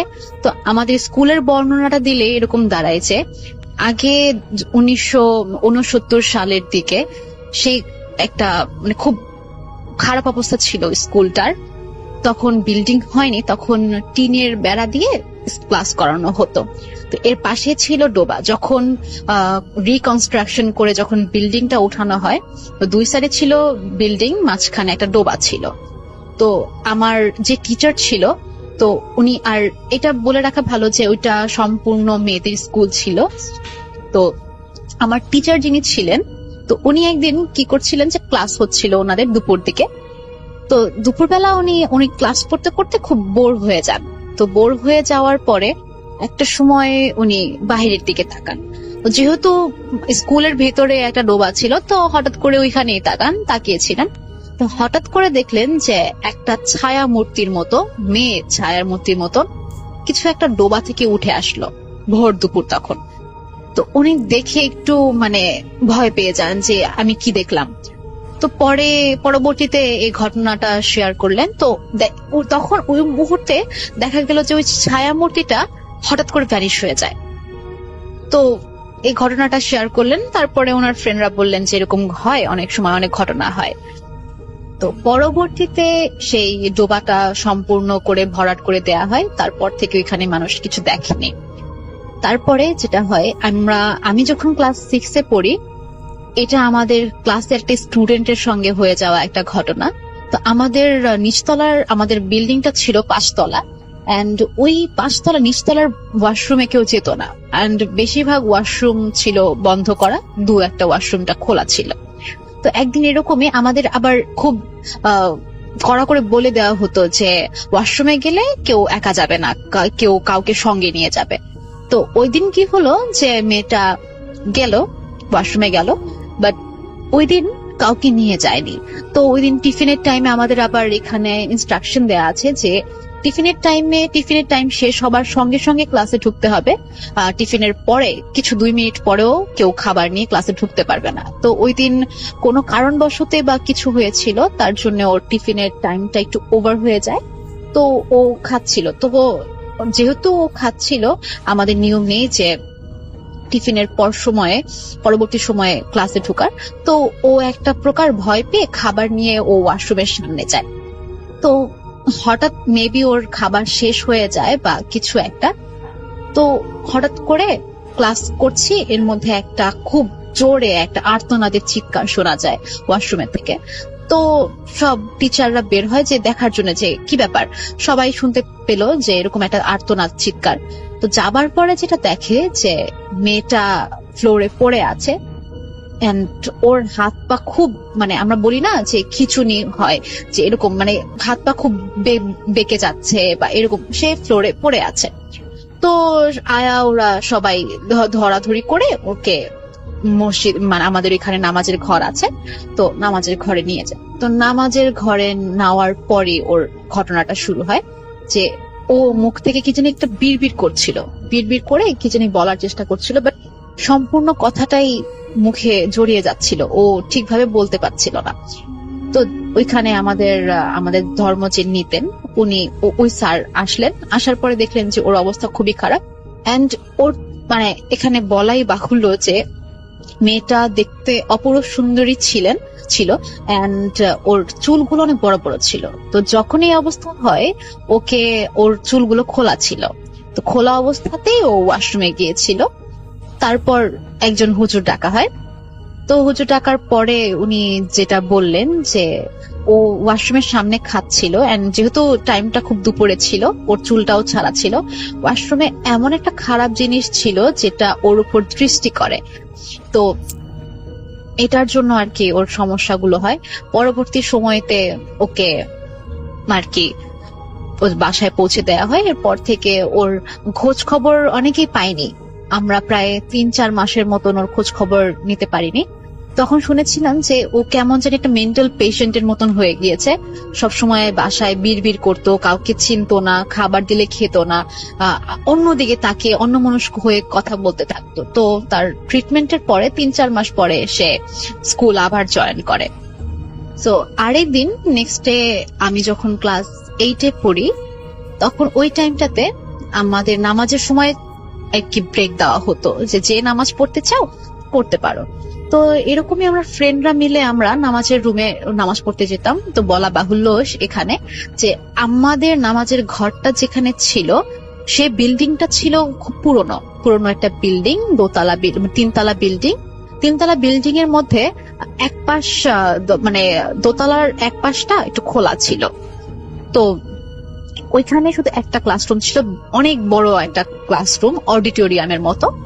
আর এর পাশে, সিঁড়ির পাশে হচ্ছে গিয়ে আপনার নামাজের ঘর, পাশে অজু করার স্থান। তো আমি কি হলো যে আমার ফ্রেন্ডরা বলছিল যে বের হবে, তো আমার যেহেতু দেরি হয়ে যাচ্ছিল, নামাজের সময় প্রায় মানে শেষ হওয়ার অবধি, মানে শেষ হবে ভাব, তো আমি ভাবছিলাম যে আমি একা গিয়ে নামাজটা পড়ে ফেলি, তো ওরা আসতে থাকুক। তো আমি টিচারকে বলে আমি বেরিয়ে যাই। তো আমি দেখলাম যে আর সচরাচর ওই বিল্ডিংটাতে কেউ উঠতো না, ক্লাস ছাড়া কেউ ওই বিল্ডিংটাতে একাও যেত না। তো আমি একাই উঠলাম, অজু করে শেষ করলাম, তো নামাজের রুমে ঢুকলাম। নামাজ রুম একদম পুরা ঠিকঠাক। তো যখন আমি নামাজ 2 রাকাত পড়লাম, তো 2 রাকাত পড়ার পরে আমি কিছু সাউন্ড শুনতে পাই। সাউন্ডটা হচ্ছে জুতার সাউন্ড ছিল, যে কেউ শু পরে, আমাদের শু পরতাম আমরা সবাই, তো শু পরে কেউ উঠছে, সিঁড়ি দিয়ে উঠছে, তাও খুব দৌড়ে উঠছে। মানে এমন মনে হচ্ছিল কেউ দৌড়ে 3 তলায় যাচ্ছে, 3 তলা থেকে দোতলায় নামছে। বাট এরকম কোনো চান্স নেই ক্লাস চলাকালীন সময়ে মেয়েরা এরকম হুড় করে দৌড়ে যাবে বা নিচে নামবে, এরকম কোনো কিছুই নেই। তো আমি ভাবলাম হতে পারে যে কেউ নামাজ পড়তে এসেছে, আমার ফ্রেন্ডরা তো আসার কথা, তো কোনো কিছুই নেই। তারপরে একটা সময় নামাজ পড়াকালীন সময় আরেকটা সাউন্ড পেলাম, যে নামাজের ঘরের বাহিরে কেউ একজন হাঁটছে। একজনের হাঁটার শব্দ পেলাম, পরপর 2-3 জনের হাঁটার শব্দ। তো হাঁটার শব্দ হতে হতে আমি ভাবছিলাম যে হতে পারে যে বাহিরে কেউ এসেছে নামাজ পড়বার জন্য, ওরা ঢুকে যাবে। তো 2-3 জনের নামাজের জুতার শব্দ পেয়ে আমি জাস্ট পাত্তা দিলাম, আমি আমার মতো নামাজ পড়তে থাকলাম। তো দেখলাম যে হঠাৎ করে নামাজের মানে ওই সাউন্ডটা, জুতার সাউন্ডটা বন্ধ হয়ে গেল। তো বন্ধ হয়ে যাওয়ার পরে আমি যেটা দেখলাম যে আমাদের ওইখানে 6-7টা কাতার ছিল, তা আমি সবসময় সেকেন্ড কাতারে নামাজ পড়তাম, একদম কর্নারে, একা যেহেতু ছিলাম একদম কর্নারে আমি নামাজ পড়ছিলাম। তো এমন সময় আমি যখন সিজদা থেকে উঠি, তখন মনে হচ্ছিল যে আমার সঙ্গে প্রায় 6-7 জনের মতন নামাজ পড়ছে, বাট আমি দেখতে পাচ্ছি না। বাট মনোভব হচ্ছে যে হ্যাঁ, এই রুমের মধ্যে যে 6-7 জন আছে। এন্ড টেম্পারেচারটা এত বেশি বেড়ে যায় যে তখন শীতের সময় ছিল, যে হালকা হালকা শীত, তেমন গরম নেই। মনে হচ্ছিল যে সেই রুমটা প্রচন্ড তাপে ভরে গেল, মানে সম্পূর্ণ রুমটা প্রচন্ড তাপ হয়ে যায় এন্ড খুব গরম লাগা শুরু হয়। তো আমার মনে হচ্ছিল যে একজন ইমাম যে থাকে, উনি নামাজ পড়ান, ওনার পেছনে 6-7 জন নামাজ পড়ছেন, আমি সবার কিনারে। আমার মনে হচ্ছিল যে আমার পাশেও একটা অবয়ব, সেও নামাজ পড়ছে, আর 6-7টা অবয়ব। তো আমি খুব ভয় পেয়ে যাই। তো ভয় পেয়ে একটা পর্যায়ে জাস্ট আমি বল নিয়ে যে আমি তো নামাজ পড়ছি, আমি তো অজু করা অবস্থায় আছি, তো যেই আছে তারা ভালো কিছু হতে পারে, তো আমাকে কোনো ক্ষতি করবে না, আর বাহিরে যদি খারাপ কিছু থাকে তাহলে আমাকে কোনো ক্ষতি করতে পারবে না। তো আমি আমার নামাজটা যথারীতি শেষ করে আমি বেরিয়ে যাই। বেরিয়ে যাওয়ার পরে আমি তখন অব্দি আমি শব্দ পাচ্ছিলাম যে বাহিরে হাঁটার শব্দ। আমি যখন বের হই তখন দেখি যে ওখানটাতে কেউ নেই। বাট স্টিল নাও আমি দরজাটা খোলার আগ অব্দি আমি শব্দটা পাচ্ছিলাম হাঁটার। তো যখন দরজাটা খুলি তখন দেখি যে কেউ নেই সেখানে। আমি প্রচন্ড ভয় পাই এন্ড আমি আমার শরীরের শক্তি দিয়ে আমি দৌড়ানোর চেষ্টা করি, বাট আমার কেন জানি মনে হচ্ছিল যে আমার শরীর প্রচন্ড ভার হয়ে গিয়েছিল, পা ভার হয়ে গিয়েছিল, যে আমি ওখান থেকে নড়তে পারছিলাম না এত সহজে। তো আমি আল্লাহ করতে করতে আমি যখন সিঁড়িটার কাছে আসি, মনে হচ্ছিল যে 3 তলা থেকে কেউ মানে উকি ঝুঁকি দিয়ে আমাকে দেখার চেষ্টা করছে। তো আমি উপরের দিকে আর তাকানোর সাহস পাইনি, যদি কিছু দেখি। এন্ড আমি যখন সিঁড়ির পাশে যখন যাই, তখন পাশের ক্লাসরুমে মনে হচ্ছিল যে শত শত স্টুডেন্ট ওইখানে আর কি লাভ ঝাপ করছিল। বেঞ্চ গুলো এমন ভাবে নড়ছিল, মনে হচ্ছিল যে ওখানে কেউ মানে বেঞ্চ ধরে কেউ ঝাঁকুনি দিচ্ছে বা বেঞ্চের উপর কেউ দৌড়াদৌড়ি করছে। অনেক মানুষ, আর ওই ক্লাসে আমাদের 100 থেকে 200 জন খুব ভালোভাবে বসতে পারতো। তো মনে হচ্ছিল যে অনেক মানুষ এখানে গম গম আওয়াজ করছে। তো আমি একটু মনোবল পাই যে যেহেতু মানুষের কথার শব্দ পাচ্ছি, এত মানুষের হতে পারে ক্লাস হচ্ছে। আমি একটু সাহস করে আমি একটু উকি দেই। উকি দেওয়ার পরে রাসেল ভাই আমি যেটা দেখি যে ক্লাস সম্পূর্ণ ফাঁকা। ইভেন ওইখানে একটা মানুষ অব্দি নেই। আমি সেটা দেখার পরে, বাট সাউন্ড হচ্ছিল তখনও, বেঞ্চের সাউন্ড তখনও হচ্ছিল, মানে বেঞ্চগুলো কাঁপছিল, এরকম যে মনে হচ্ছিল যে এখনই কেউ মানে এখান থেকে দৌড়ে চলে গিয়েছে, যে একটা বেঞ্চ হতে আরেকটা বেঞ্চে যায় না যেরকম দৌড়ে, সেরকম দৌড়ে যাচ্ছিল। তো আমি সেটা দেখার পর আমি জাস্ট আল্লাহর নাম নিয়ে আমি ওইখান থেকে তাড়াতাড়ি করে আমি বেরিয়ে আসি। তো বেরিয়ে আসার পরে আমি ক্লাসে যখন ঢুকি তখন আমি আমার ফ্রেন্ডদের জিজ্ঞেস করি যে তোরা কি উঠেছিলি দোতলায় নামাজ পড়ার জন্য বা ক্লাস হচ্ছিল উপরে? তো ওরা বললো যে যখন আমি যাই তখন ওই বিল্ডিংটাতে কেউ উঠিনি। তো আমি এখন অব্দি আমি এখন পর্যন্ত আমি সলিউশন পাইনি যে ওইটা কিসের শব্দ ছিল। এতগুলো মানুষের শব্দ, আওয়াজ এন্ড বেঞ্চের আওয়াজ, ওগুলো কিসের শব্দ ছিল আসলে আমার জানা নেই। তো আমার আরেকটা ঘটনা হচ্ছে, এটা আমার আম্মুর সাথে ঘটে যাওয়া ঘটনা। এটি স্কুল কেন্দ্রিক। তো আমাদের বাসাটা ছিল স্কুলের পাশাপাশি, যে আমাদের স্কুল থেকে আমাদের বাসা থেকে স্কুল দেখা যেত। তো তখন নতুন আর কি আরেকটা ভবন করে, মানে পুরানো বিল্ডিংটা ভেঙে ওইখানে আর কি 4 তলা বিল্ডিং করে। তো ওই দিনটা ছিল হচ্ছে ছুটির দিন, মেবি ওই দিন কিসের জন্য ছুটি পড়েছে ঠিক আমার খেয়াল নেই। তো আমাদের রান্নাঘর থেকে আর কি স্কুলটা খুব সুন্দর মতন দেখা যায়।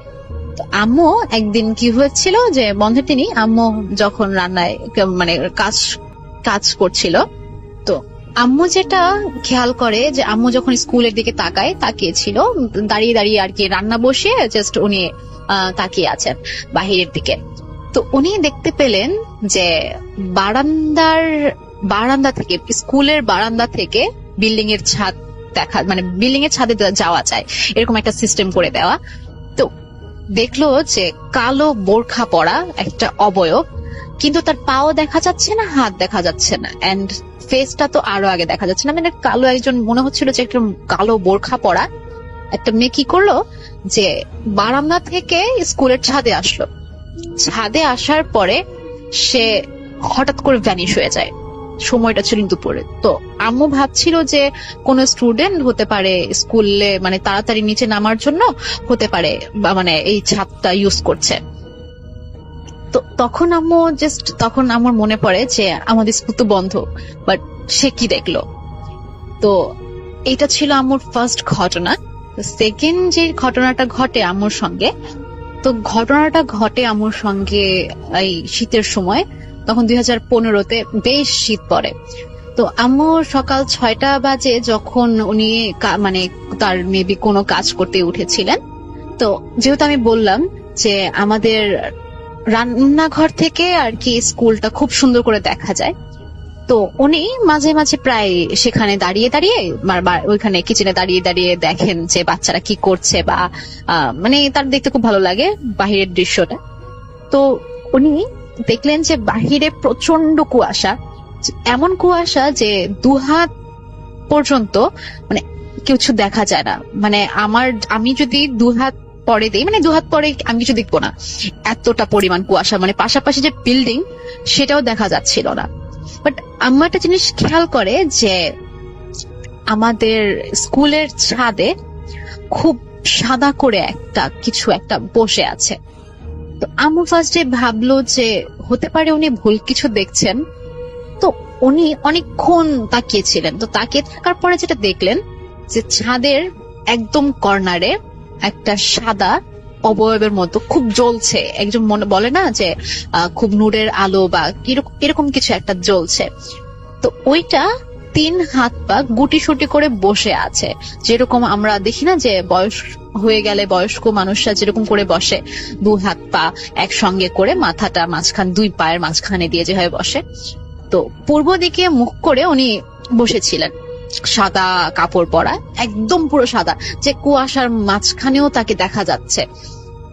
তো আম্মু সেটা দেখে একটু চমকে ওঠে, বাট আমার আম্মু খুবই সাহসী, তার সঙ্গে এর আগেও অনেক ঘটনা ঘটেছে, তো উনি দেখতে দেখতে অভ্যস্ত।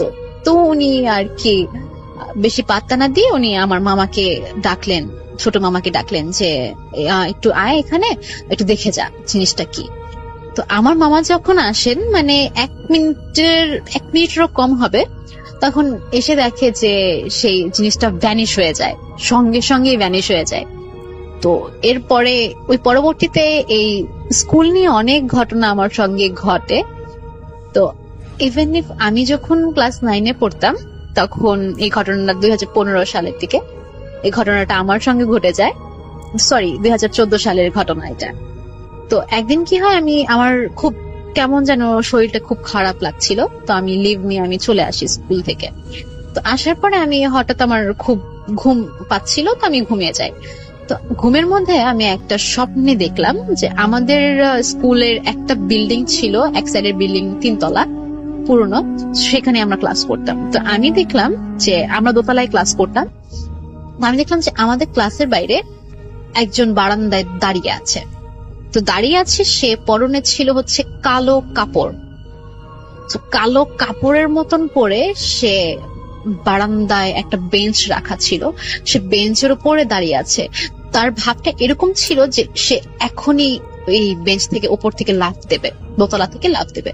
তো আমি প্রচন্ড ভয় পেয়ে যাই, এন্ড আমার সঙ্গে যে ফ্রেন্ডটা ছিল, আমি বলছিলাম বারবার, আমি চিৎকার করছিলাম যে, বলছিলাম যে তুমি এখানে কেন দাঁড়িয়ে আছো, তুমি লাফ কেন দিবে, তুমি এটা করো না করো না। তো এটা বলতে বলতে সে হঠাৎ করে হাওয়ায় মিলিয়ে যায়, সঙ্গে সঙ্গে আমার ঘুম ভেঙে যায়। তো আমি ভাবলাম যে আমি কি দেখলাম এটা।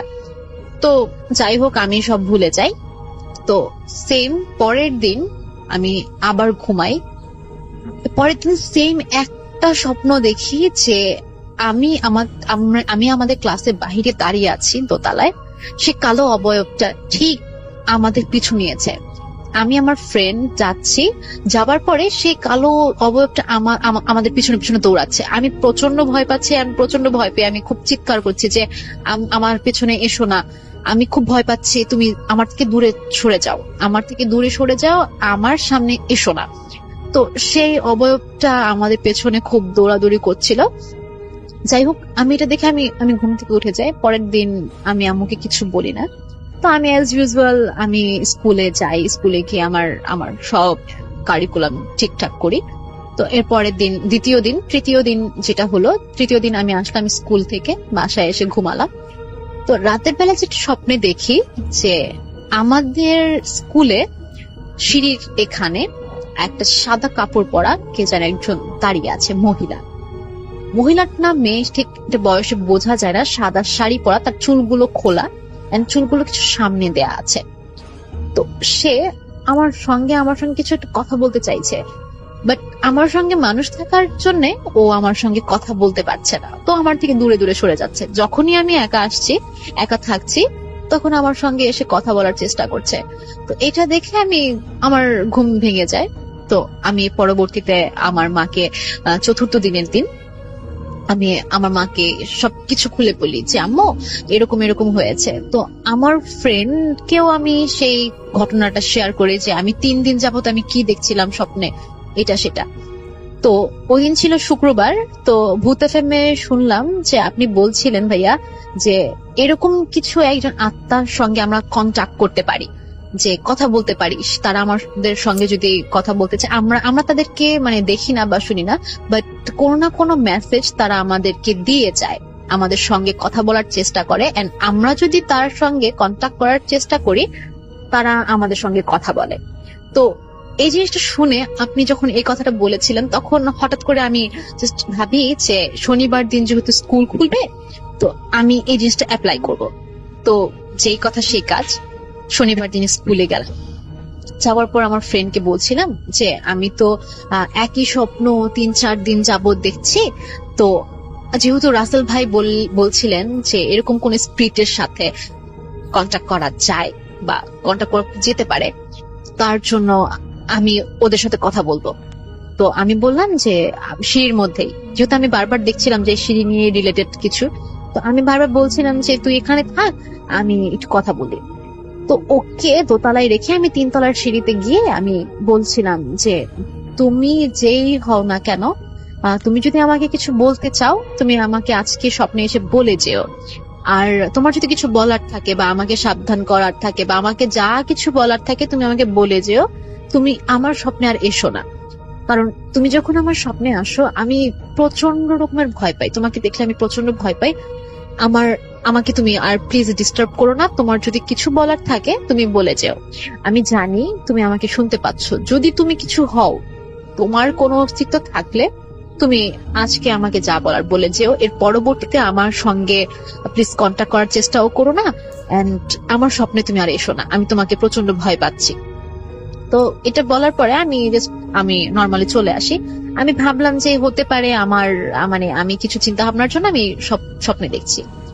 ভাইয়া, যে ঘটনাটা হয় যে ওই দিন শনিবার দিন আমি স্কুল থেকে আসি, তো রাতের বেলা যখন আমি ঘুমাই, ঘুমের মধ্যে স্বপ্নেটা দেখি হচ্ছে আমি দেখেছি আমি স্কুল ড্রেস পরা, আমি যে অবস্থাতে সেখানে দাঁড়িয়েছিলাম, দাঁড়িয়ে ওই স্পিরিটটার সঙ্গে কথা বলতে চেষ্টা করেছি, আমি এই কথাগুলো বলছিলাম। আমি দেখলাম যে আমি ওই জায়গাটায় দাঁড়ানো, ছোট্ট একটা বাচ্চা, খুব কিউট, লাল একটা জামা পরা, ঝুটি করা একটা, তো সে বারান্দার দাঁড়িয়েছিল। তো দাঁড়িয়ে থাকার পরে আমি জাস্ট একটু অবাক হয়ে যাই, যে বললাম যে বাবু তুমি এখানে দাঁড়িয়ে আছো কেন? তো সে আমাকে একটা কথা বলে, বাট সেই বাচ্চাটার বয়স ছিল আপনার হচ্ছে 4 থেকে 5 বছর, আর তার সঙ্গে তার মা ছিল। তো উনি ওর লাল শাড়ি পরা ছিল, তো উনি আমাকে বলে যেটা যে তোমাকে একটা কথা বলার ছিল। তো আমি বললাম যে হ্যাঁ বলেন। বলছে তুমি স্কুলে যখন আসবে তখন তুমি কখনো একা কোথাও যাবে না, কারণ এখানে ভালো কিছু নেই, স্কুলটার মধ্যে অনেক কিছু আছে এখানে যেটা তোমাকে হার্ম করার ট্রাই করছে, যে তোমাকে একা পেলে তারা খুব হার্ম করবে। তো তুমি যেখানে যাবে না কেন তোমার সঙ্গে একটা ফ্রেন্ডকে নিয়ে যেও, স্কুলে কখনো একা একা হাঁটাহাঁটি করবে না, একা একা ঘোরাঘুরি করবে না, যখনই তোমাকে ওরা একা পাবে তোমাকে খুব বড় ধরনের একটা ক্ষতি করে দেবে। তো এটা বলার জন্যই ছিল আমি তোমাকে আর কখনো আমি আর ডিস্টার্ব করবো না। এটা বলে উনি বাচ্চাটার হাত ধরে 3 তলার সিঁড়িতে উঠে যান। তারপর আমরা ঘুম থেকে উঠলাম। ঘুম থেকে ওঠার পর হতে এই পর্যন্ত রাসেল ভাই আমি এখন অব্দি আর ওরকম কোনো স্বপ্নে দেখিনি যে আমাকে সাবধান করে দিয়ে গিয়েছে বা কিছু।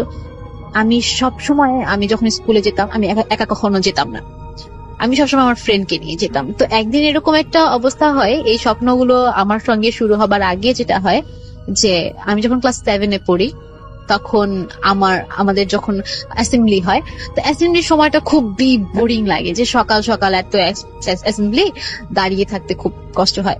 তো আমার ফ্রেন্ডটা বলছিল যে ও ওয়াশরুমে যাবে, যেহেতু আমাদের নিচতলার ওয়াশরুম গুলো সম্পূর্ণ বন্ধ করা ছিল, তো আমাদের তখন 3 তলায় ক্লাস হতো। তো আমি কি করে, আমি আমার ফ্রেন্ডটাকে নিয়ে 3 তলায় যাই। 3 তলায় যাওয়ার পর আমি একা ছিলাম, তো ও ওয়াশরুমে যায় এন্ড আমি বাইরে দাঁড়িয়েছিলাম। তো আমার বাসা থেকেও ইনস্ট্রাকশন দেয়া ছিল যে আমি যাতে স্কুলে একা একা ঘোরাঘুরি না করি। তো বাট আনফরচুনেটলি ওই দিন আমি একাই দাঁড়িয়েছিলাম। তো বাইরে তার দাঁড়িয়ে থাকাকালীন যেটা দেখলাম যে আমি শুনতে পেলাম ক্লাসের মধ্যে মানুষ হাঁটাহাঁটি করছে, কথা বলছে, ইভেন কেউ প্রচন্ড শব্দে বেঞ্চটাকে আঘাত করছে। তো এই সময়টাতে তখন আমি দেখলাম যে আমরা ওইখান থেকে এসেছি, ক্লাসরুম গুলোর সামনে দিয়ে এসেছি, বাট ক্লাসরুমে কেউ ছিল না, সবাই অ্যাসেম্বলির জন্য নিচে নেমে গিয়েছিল। আমি আমার ফ্রেন্ডটা ছিলাম 3 তলায়। তো আমি খুব ভয় পেয়ে যাই, তো আমার ফ্রেন্ডটারও খুব টাইম লাগছিল, তো আমি আল্লাহর নাম নিচ্ছিলাম। তখন একটা জিনিস দেখলাম যে ক্লাসরুম থেকে কিছু একটা সাদা কাপড়ের মতন বেরিয়ে আসছে। বেরিয়ে আসার পরে আমি জোরে জোরে দোয়া দরুদ পড়তে থাকলাম। তো দেখলাম যে ওই অবয়বটা, সাদা অবয়বটা হঠাৎ করে ক্লাসরুমের ভেতরে চলে গেল। চলে যাওয়ার পরে আমার ফ্রেন্ড আসলো। ফ্রেন্ড আসার পর আমি জোরে জোরে দৌড়ে আমরা যখন ট্রিটার কাছে চলে আসলাম, তখন শুনতে পেলাম যে পেছন থেকে খুব সজোরে কেউ বেঞ্চটাকে খুব সজোরে আঘাত করছে, এন্ড মানে তার মনে হচ্ছিল যে তার খুব রাগ ক্ষোভ কিছু করতে পারেনি, তার জন্য সে তার সম্পূর্ণ রাগ ক্ষোভ যা আছে সবকিছু তার বেঞ্চের উপর উঠাচ্ছে। তো আমরা তাড়াতাড়ি করে নেমে গেলাম, এন্ড ওই বিল্ডিংটাকে নিয়ে অনেক স্টুডেন্টের অনেক ঘটনা ছিল, যে অনেকে অনেক কিছু দেখতে পেয়েছে, অনেকে অনেক কিছু শব্দ শুনতে পেয়েছে, ইভেন অনেকে বিভিন্ন জিনিস বিভৎস জিনিস দেখে দেখে ওইখানে ফেইন্টও হয়ে যেত, খুব মানে জ্ঞান হারিয়ে ফেলতো, তারা সহ্য করতে পারতো না জিনিসগুলো। তো ভাইয়া এই ছিল আমার ঘটনা, যদি ভালো লাগে তাহলে প্লে করবেন। ভালো থাকবেন সবাই, সুস্থ থাকবেন। আসসালামু আলাইকুম। প্রিয় লিসেনার, আশা করি প্রত্যেকটা ঘটনা আপনাদের মাঝে ভালো লেগেছে, কেননা প্রত্যেকটা ঘটনায় কিন্তু বাছাই করা ভয়ঙ্কর ঘটনা ছিল। সবগুলো ঘটনা ভূতে ফিল্ম থেকে নেওয়া। ভূতে ফিল্মের যত ভয়ঙ্কর ঘটনা আছে প্রত্যেকটা ঘটনায় কিন্তু আপনারা এই চ্যানেলের মধ্যে শুনতে পারবেন। প্রতিনিয়ত আমি রাত 10টা বাজে বাছাই করা ঘটনাগুলো পাবলিশ করে থাকি। তাই অবশ্যই আপনারা এই চ্যানেলটি সাবস্ক্রাইব করে নেবেন, সাথে থাকা বেল আইকনটা অন করে দেবেন, যাতে করে প্রতিনিয়ত আপলোড করার সঙ্গে সঙ্গে আপনারা প্রত্যেকটা ঘটনা শুনে আসতে পারেন। তো আজকের জন্য এখানেই বিদায় নেব। সকলে ভালো থাকবেন, সুস্থ থাকবেন। আল্লাহ হাফেজ।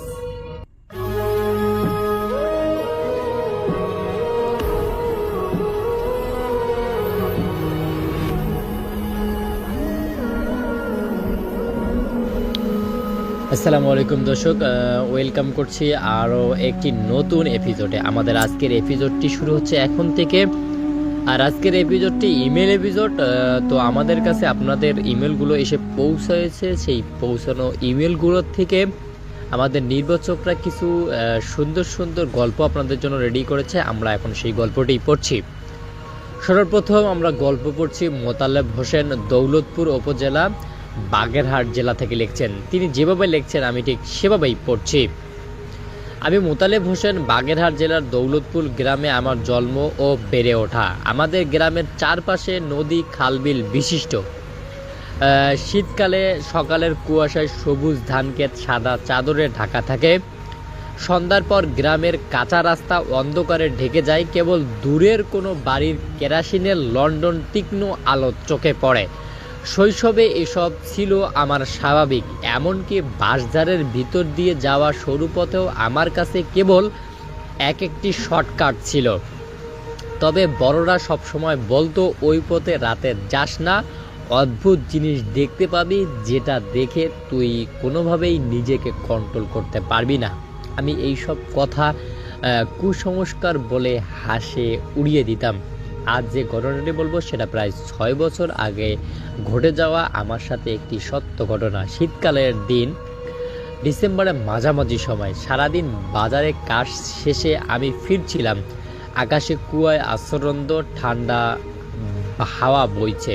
গ্রামের অন্য রাস্তা ঘুরে বাড়ি যেতে সময় লাগবে প্রায় 20 মিনিট। তাই ভাবলাম বাজারের পথেই যাব। রাত তো তেমন একটা হয়নি। মাথার ভিতরে অনেক শহরের মতো যুক্তি, ভূত বলে কি কিছু নেই, এই অনেক কিছু কল্পনা বা অনেক কিছু প্রশ্ন ঘুরছে মাথার মধ্যে। পথে পা রাখতেই লক্ষ্য করলাম শুকনো পাতার খসখস শব্দ ছাড়া আর কিছু শোনা যাচ্ছে না। এক সময় সেই শব্দ মিলিয়ে গেল। কোনো ঝিঝি পোকার ডাক নেই, কুকুরের ঘেউ ঘেউ শব্দ নেই। নিস্তব্ধ এত ঘন হয়ে উঠল যে নিজের শ্বাসের শব্দ কানে পৌঁছাতে পারতেছে না। আমি হাঁটতে হাঁটতে বাঁশঝাড়ের মাঝামাঝি পৌঁছালাম। হঠাৎ দূরে দেখলাম সাদা শাড়ি পরা এক মহিলা দাঁড়িয়ে আছে, চুল লম্বা, সামনের দিকে ঝুলে আছে, তার পিঠ আমার দিকে। প্রথমে ভাবলাম হয়তো গ্রামের কারো বাড়ি ফিরছে, কিন্তু যতই কাছাকাছি যাচ্ছি বুকের ভেতর ততই কেমন যেন জমাট বাঁধা ভয় অনুভব করছি। ঠান্ডা হাওয়ায় তীক্ষ্ণ হয়ে উঠছে, যেন হাড় ভেদ করে ঢুকছে। মাত্র কয়েক হাত দূরে গিয়ে দাঁড়াতেই সে ধীরে ধীরে মাথা ঘোরাতে থাকলো, কিন্তু সেটা স্বাভাবিকভাবে নয়। পুরো মাথাটা পিছনে ঘুরে গেল। তার চোখ কালো গর্তের মতো, ভিতরে কোনো আলো নেই, মুখে কোনো ঠোঁটের রং নেই, কেবল নিস্পন্দন এক চাহনি। আমি স্থির হয়ে গেলাম। পা নড়ছে না, গলা শুকিয়ে গেছে। ঠিক তখনই সে কর্কশ ঠান্ডা শব্দ বলল, আমাকে চিনতে পারছো? আমার বুকের ভেতর স্পন্দন এত জোরে হচ্ছিল যেন আমি আশেপাশে বাতাস ছড়িয়ে পড়ছে, আমি উত্তর দেওয়ার সাহসটি পর্যন্ত পাচ্ছি না। তার পায়ের নিচ থেকে ভাঁজ কাদা জমে উঠেছে, অথচ এই পথ শুকনো, অনেকদিন বৃষ্টি হয়নি। সেই কাদা থেকে ছোট ছোট ফেনা উঠছে, যেন ভিতরে কিছু নড়ছে। চারপাশে বাতাসের কেমন ভারী হয়ে উঠল। আমি পৌঁছাতে চেয়েছিলাম, কিন্তু পা যেন শক্ত হয়ে মাটির সঙ্গে আটকে গিয়েছে। ঠিক তখন এই বাঁশঝাড়ের গভীর থেকে একসাথে কয়েকটি শুকনো ডাল ভাঙার শব্দ এলো। মনে হলো অনেকগুলো পা একসাথে আমার দিকে ছুটে আসছে, কিন্তু কাউকে দেখা যাচ্ছে না। সে আমার দিকে এগিয়ে এলো, তার ঠান্ডা শ্বাস মুখে লাগছে। আমার সেই সার আমার নামও নয়। হঠাৎ মনে পড়ল ছেলেবেলায় গ্রামের এক ঘটনা শুনেছিলাম। নববিবাহিত মহিরুদ্দিনকে এই পথে বাড়ি ফেরার সময় তুলে নিয়ে যায় দুর্বৃত্তকারীরা। তার লাশও পাওয়া যায়নি। লোকমুখে শোনা যেত রাতে সেই পথে যেন যে যায় তাকে সে নিজের নাম বলতে বাধ্য করে। আমি কাঁপতে কাঁপতে নামটা বললাম, মহিনুর। শব্দে বেরিয়ে হতে হঠাৎ পিছনে ঘুরালাম, আর বাঁশঝাড়ের সব বাঁশ একসাথে কেঁপে উঠল, যেন প্রচণ্ড ঝড় বইছে। ঠান্ডা বাতাসে শ্বাস নিতে কষ্ট হচ্ছিল, চোখের সামনে অন্ধকার নেমে এলো।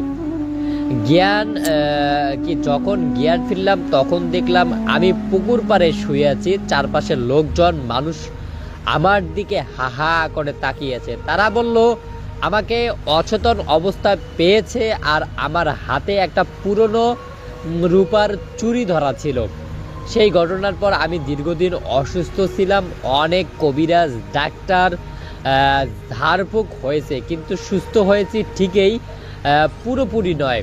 মাঝে মাঝে দরজার বাইরে হালকা টুংটাং শব্দ শুনি, যেন কেউ চুরি পরে হাঁটছে। আমি জানালা যতক্ষণেই খুলতে যাব, ঠিক তার আগ মুহূর্তেই শব্দটা যেন বিলীন হয়ে যাচ্ছে। কোনোভাবেই সেই শব্দটার আসল উদ্ঘটনের স্থানটা খুঁজে বের করতে পারছি না। তারপরে এই সব কাহিনী আবার আমার যে শ্রেষ্ঠ গুরু ছিল তাকে বললাম।